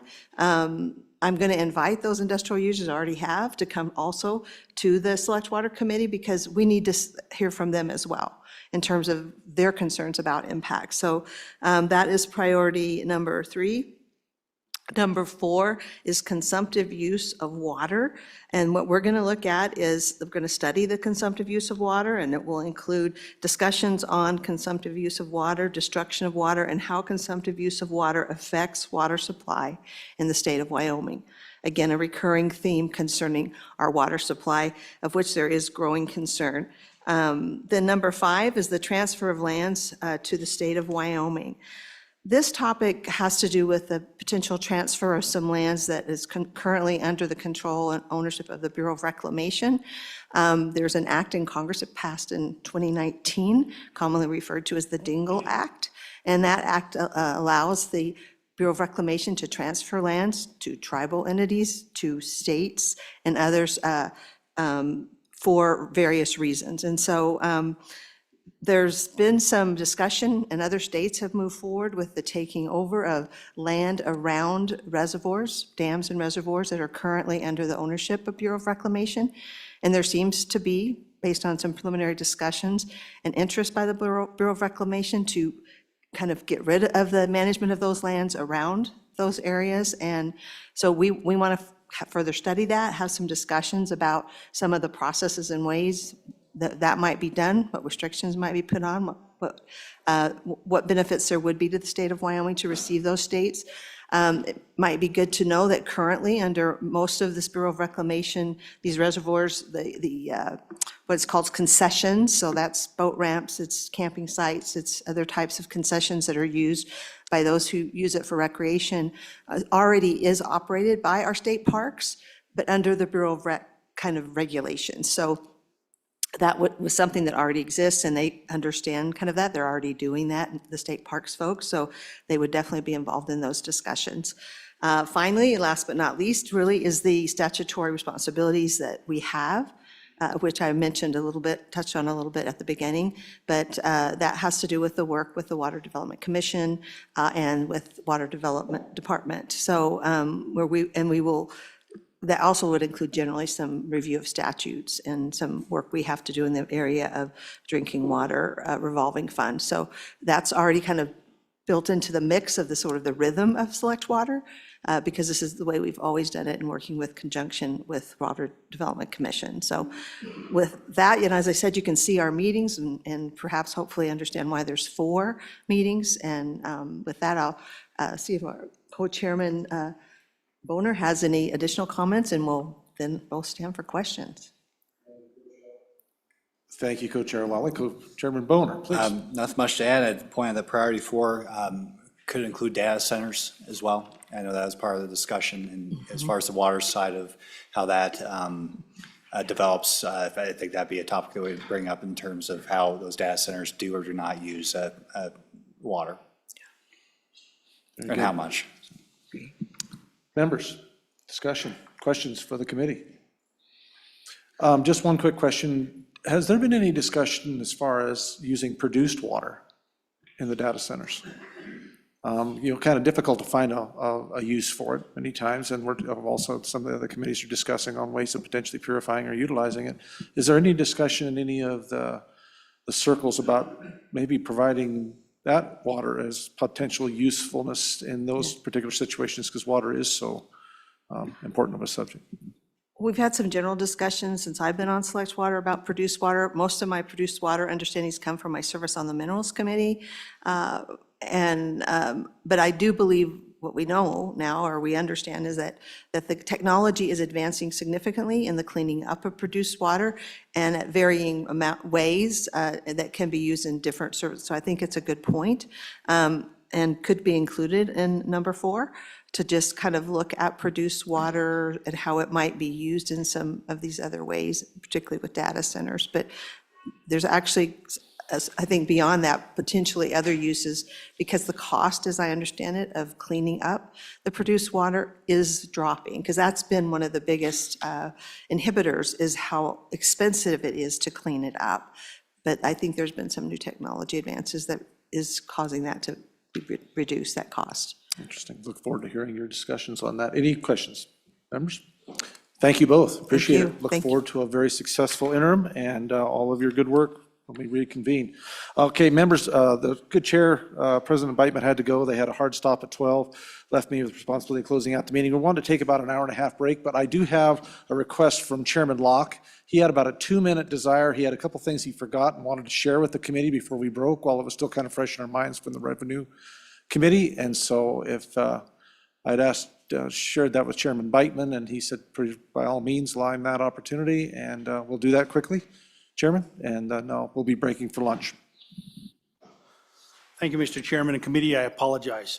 I got in such a rush on going through my topics, I missed an important issue I wanted to bring up. One of the things that did happen in the interim for revenue, there were a couple of topics that came up that we did not feel like belonged in the Revenue Committee, but I felt like were fairly important, and I wanted to bring these up, and I didn't know if this was appropriate, but I wanted to at least give some insight here. One of them was problematic gaming and program funding. And I had kind of shopped around. I know these had been put on multiple committees, and I was hoping they would go to kind of some of the other committees I know they were put on, but they didn't make it. But I think they're kind of important. I at least wanted to bring them to your attention. So even the Revenue Committee thought it important. We're just concerned we may not be the right place. The second item was the Christian Smith Safety Act. For those of you who weren't familiar with that, that has to do with kind of some liability levels for us, our different agencies, and it has to do with that event based on its liabilities for people if for example, someone's injured by the state or the locals and those kinds of things. Again, our committee thought it important. I didn't really think it necessarily belonged on revenue. And so it didn't make our list, but I wanted to bring those to your attention because I probably shouldn't assume where they belong, but I at least wanted the management committee to consider those. Is there a good place for those? I certainly feel like the problematic gaming one, in the Revenue Committee, we probably don't have the time to give it an appropriate level of attention. So I wanted to bring that up. The second one, it's a little bit smaller discussion, but again, I was just worried about giving these the appropriate attention. So sorry to take your time. Again, I apologize that I missed that in my presentation, but thank you for your patience. I stand for questions. All right, any questions for Chairman Locke? Mr. Chairman? Good. Representative Heiner, Majority Leader. Mr. Chairman, I may be mistaken, but I think that gaming is a topic in blockchain. No, it would be TRW. Or TRW, yeah. Yeah, it is a topic that we've addressed already. It did make it. Yes. I'm sorry, I missed that. I apologize. All right, very good. Any other questions? Thank you, Chairman. Appreciate you bringing that back. Thank you, to Chairman and attention. committee. I appreciate it. Okay, members, we will be reconvening here at, well, what would be 1:40? So about 20 minutes till 2. We will take an hour-and-a-half recess to give everybody a chance to stretch their legs and have a little bite to eat, and then we'll be back and continue on with our responsibilities. Stand in recess.